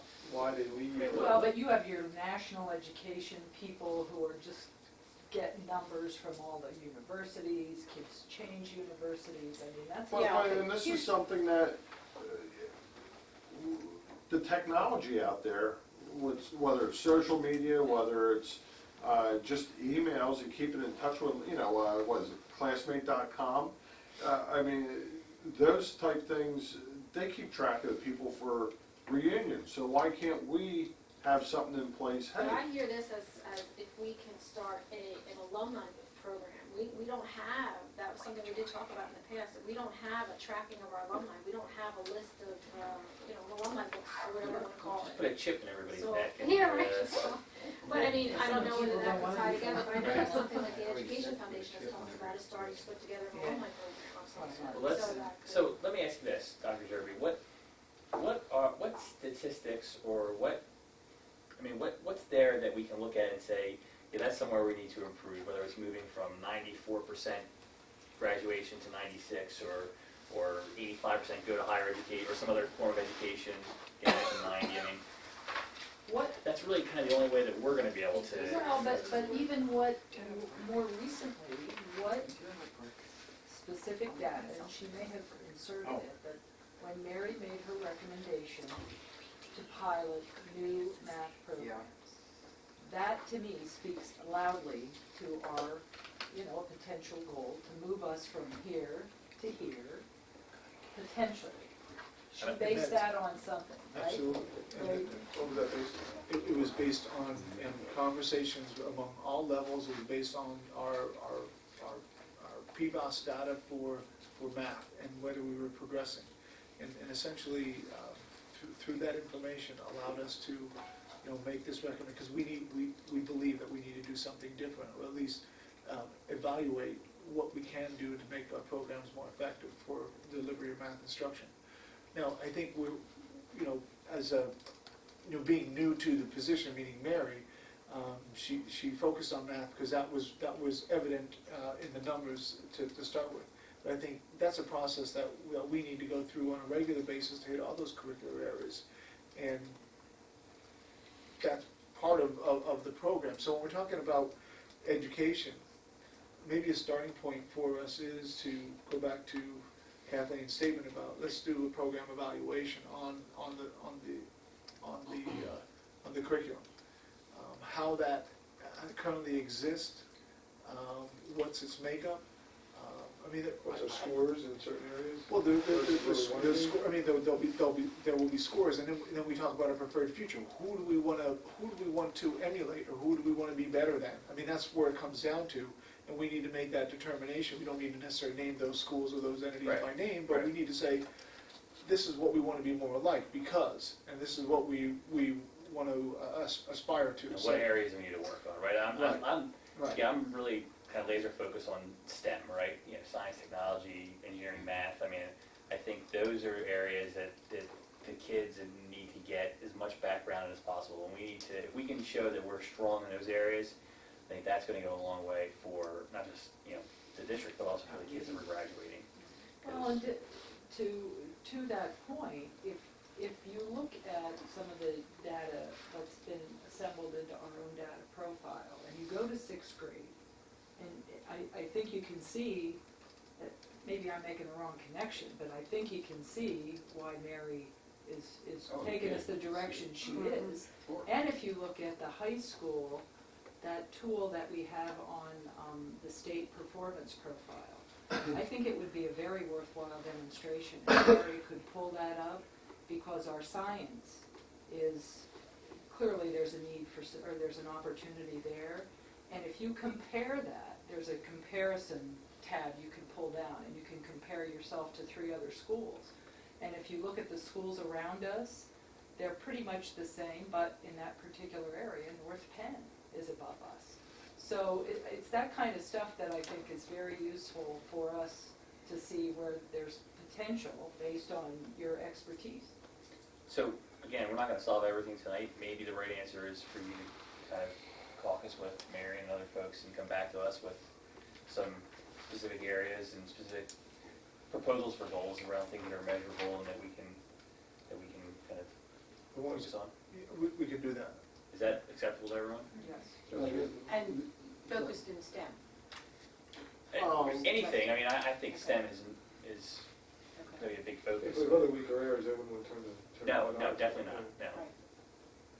So I was just gonna add that, you know, if we keep in mind, just drifting back slightly to financial, we can't in a vacuum say, well, we need to add 3 more engineering courses to the curriculum, because that costs money. Yep. So if we suggest that's necessary or something we really need to do to improve it, we need to accompany that with where that funding would come from out of the same curriculum. Yep.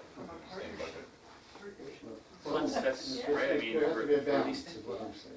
yeah, at least sometime we could probably do that. Okay. Christian, Yeah. I'm not sure if this is a goal or not, but when we're on that, I would like to say, I guess, more visibility at the schools from the board members. You mean I mean, just board members going to the schools more often? schools, maybe sitting in some of the classes. Yeah, we can do that. Well, that may not necessarily need to be a district goal. I mean, that could I'm be sorry, something yeah, that's. I'm not sure if that's a goal, but. Yeah, that's a fair point. That I mean, you know, so maybe Dr. Zerby, let's direct you to kind of find out more opportunities for us to do that. If that's kind of consensus of everyone. I'd just like to talk about a specific goal that a district did that sort of gives you a little bit of substance, I think.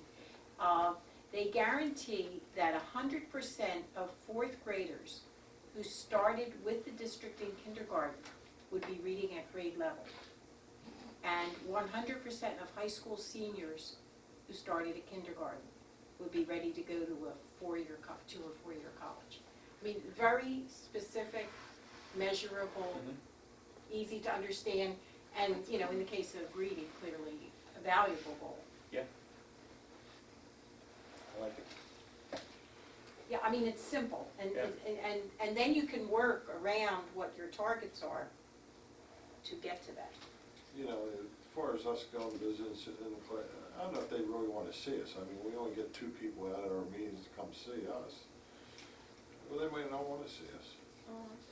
The kids I like wanna see them. The kids, Oh, the yeah, kids we like like- it, unless they're yours, and then they get horrified. You're right.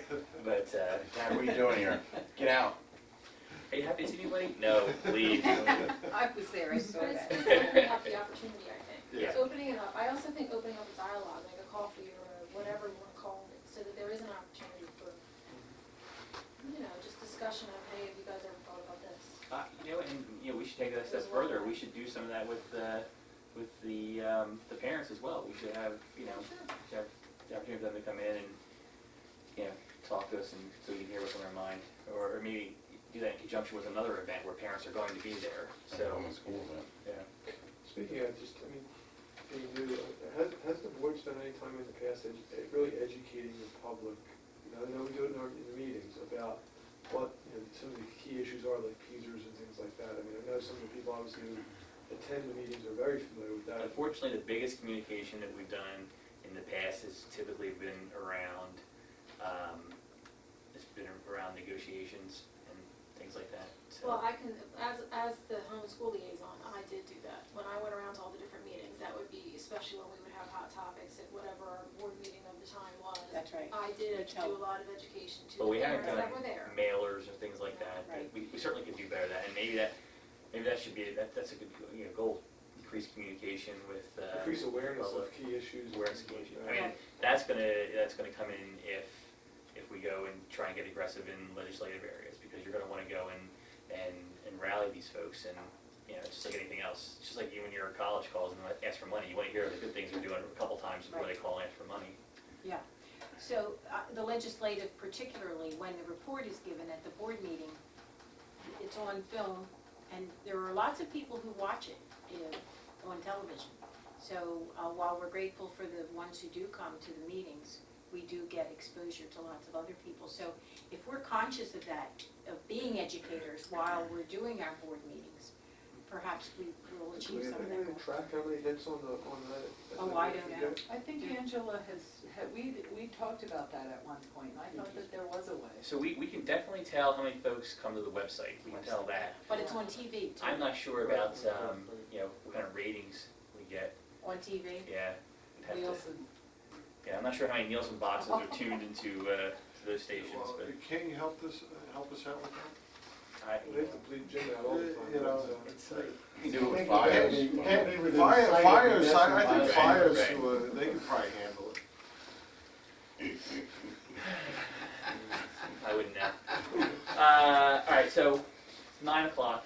Let's give it about 15 more minutes. The one thing I do want to talk about tonight is, projects, particularly, I think we need to come out here with a short-term goal, at least around the fields. I mean, I think we'd be crazy if we didn't. I would be in favor of a short-term goal to initiate and complete the fields project in 2015. Calendar.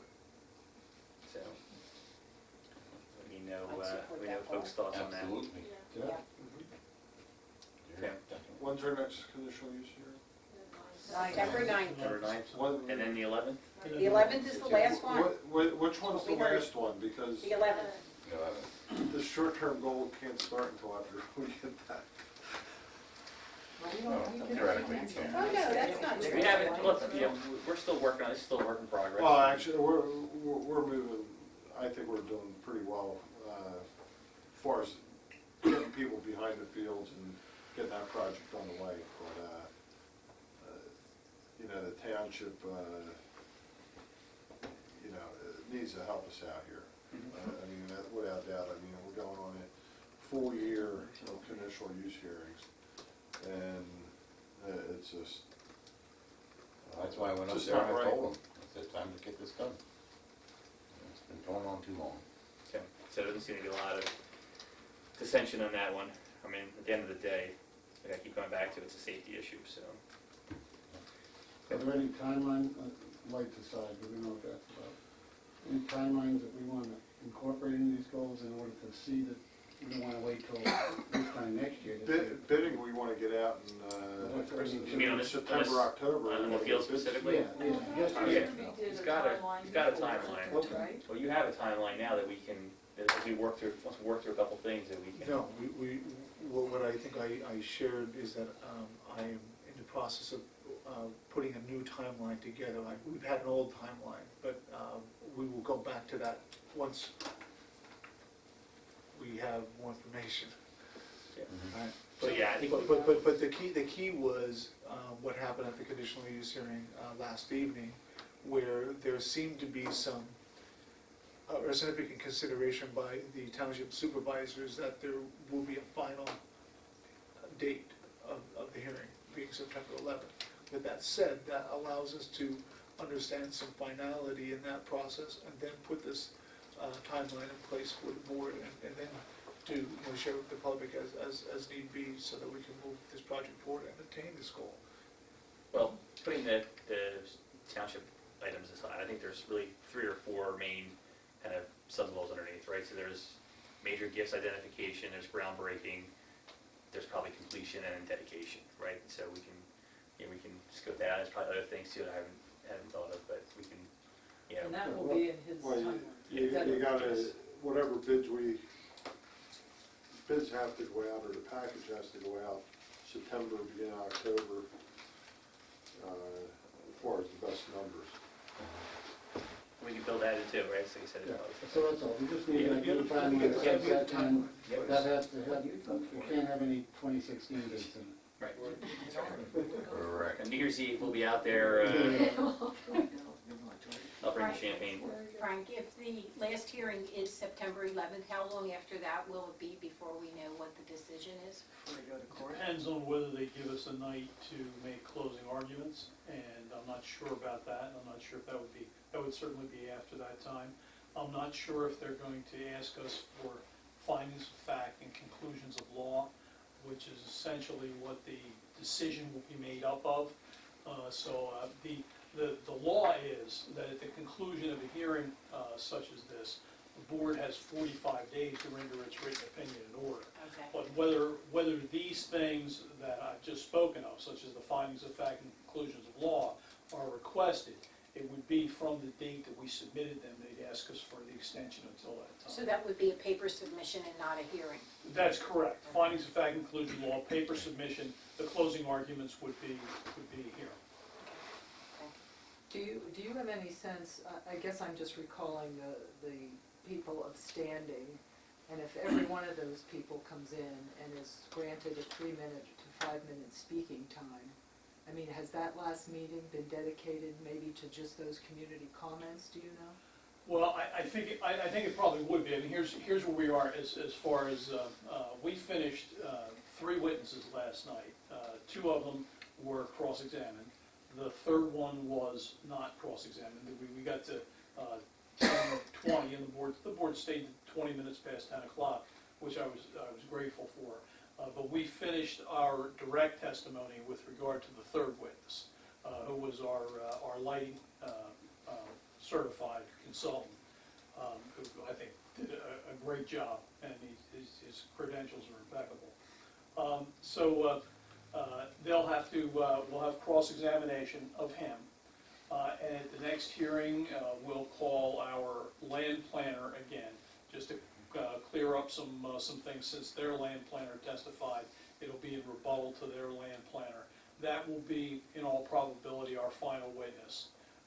So I'm not sure how much of the next hearing on the 9th we're going to take up. I assume we'll probably take up the lion's share of it, maybe 2 hours of it. And then the third hour, I guess at that point in time, they would ask for statements. And there's about 20, or I guess after last night, maybe 21 or 22, I didn't actually look the list, but about 21 or 22 additional parties to this thing. Not all of them are showing up, so I can't imagine all of them are coming to speak, but there may be several of them that come to speak. I got the impression after last night, though, that they were not going to limit public comment to just those in standing. Remember when Ron Evans spoke up and he was not granted standing, and they said, well, yeah, you can speak at the end. Well, I thought there were 2 things last night, and I'm going to take a look at the law and communicate with Garrity. I said that to him last night. First of all, I don't think you should ever take public comment without swearing a witness. This is a judicial proceeding before that board, and you swear people in before they give testimony, and their comments at this point are testimony.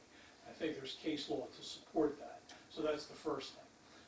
The second thing is I don't think you should just be taking testimony from just anybody who wants to come in and make a statement with respect to it. I mean, they're parties to a hearing. I'm not sure to what extent we want to do that or not do that, and we'll discuss that as part of our strategy as we move forward. But those are some of the issues that are still out there. They're, at least as far as I know, are yet to be determined. Anything else on that? All right, in our last few minutes, anything else folks want to talk about now? I think, you know, if I fast forward to us being done, next steps are, Dr. Zerbe's going to come back to us with some further detail on these, including the educational piece, which you're going to have to give us some options on. And then I think probably we'll schedule another meeting like this to kind of take everything and, you know, talk about some other stuff as well, and then finalize everything. And then, you know, once we have that, we can publish the goals and start to work towards everything. But certainly don't think we're done all this, but, you know, we're close to being done for tonight. Unless there's any other topic folks want to tackle tonight. What is your time frame that you're thinking of for doing this again? I was going to have ask Donna to go out to everybody and see what calendars look like. But I mean, are you thinking in the next few weeks? Yeah, or next oh, few okay. weeks, yeah. Okay. Yeah, I'd like to get this done, you know, September 1 if possible. I know vacations and stuff, but if not, by end of August, beginning of September. And there's a lot going on for folks, but I think this is really beneficial, and I think it's going to be helpful. Any chance of everybody being prepared to look at that right now? Their schedule over the next?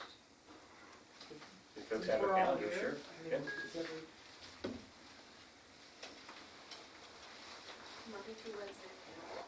Any Monday through Wednesday, or we're talking next Monday? Between them all the others. So any Monday through Wednesday. so you're looking for the next, Okay. Thursday, Unless Friday, you're- Saturday, no. So let's look at the next 3 weeks. next 3 weeks?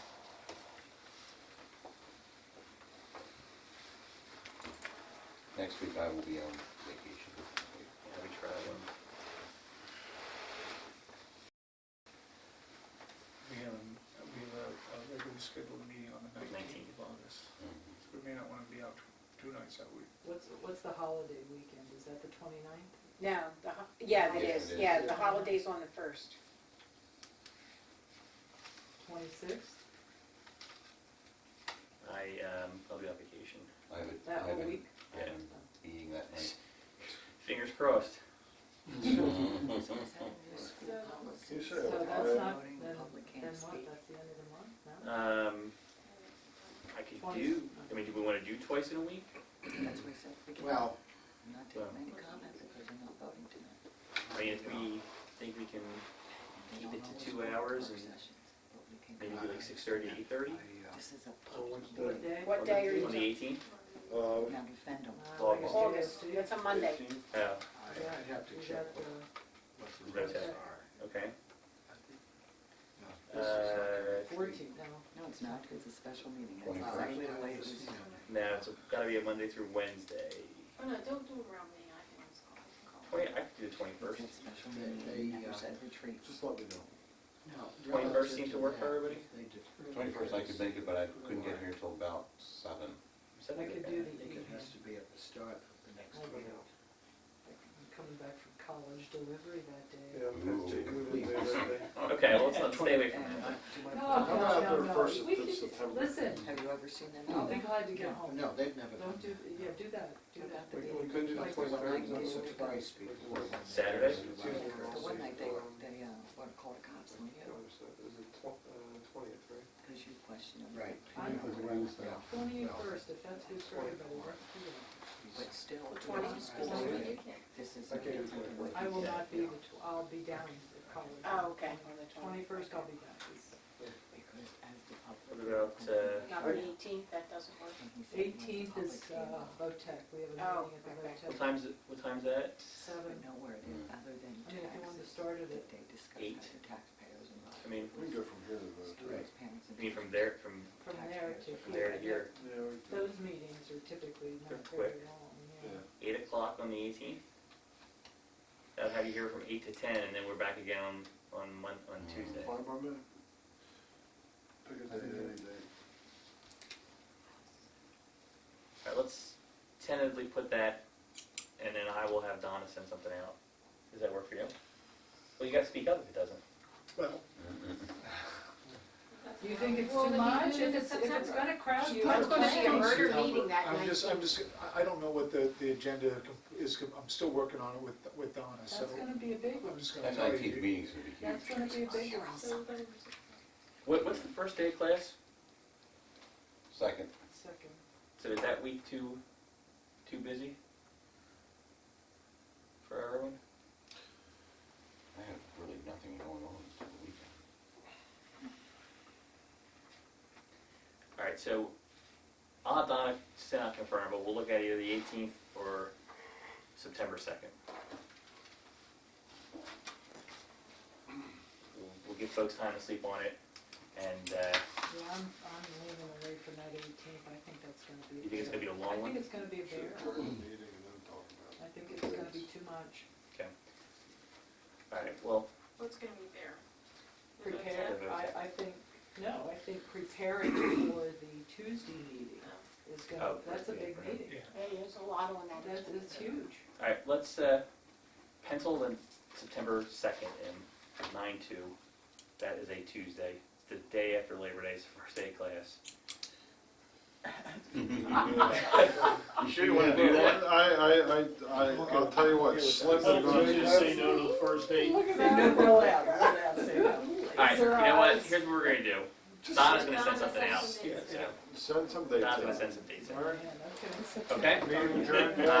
Anything else? Anything? Bueller? Okay, do you need executive session? It's up to you if you wanna do that. We hear about Teamsters, Okay, we're not thinking about the, we have to go over anything we previously. let's do a quick executive session. Review? Okay, Oh, yeah. meeting adjourned.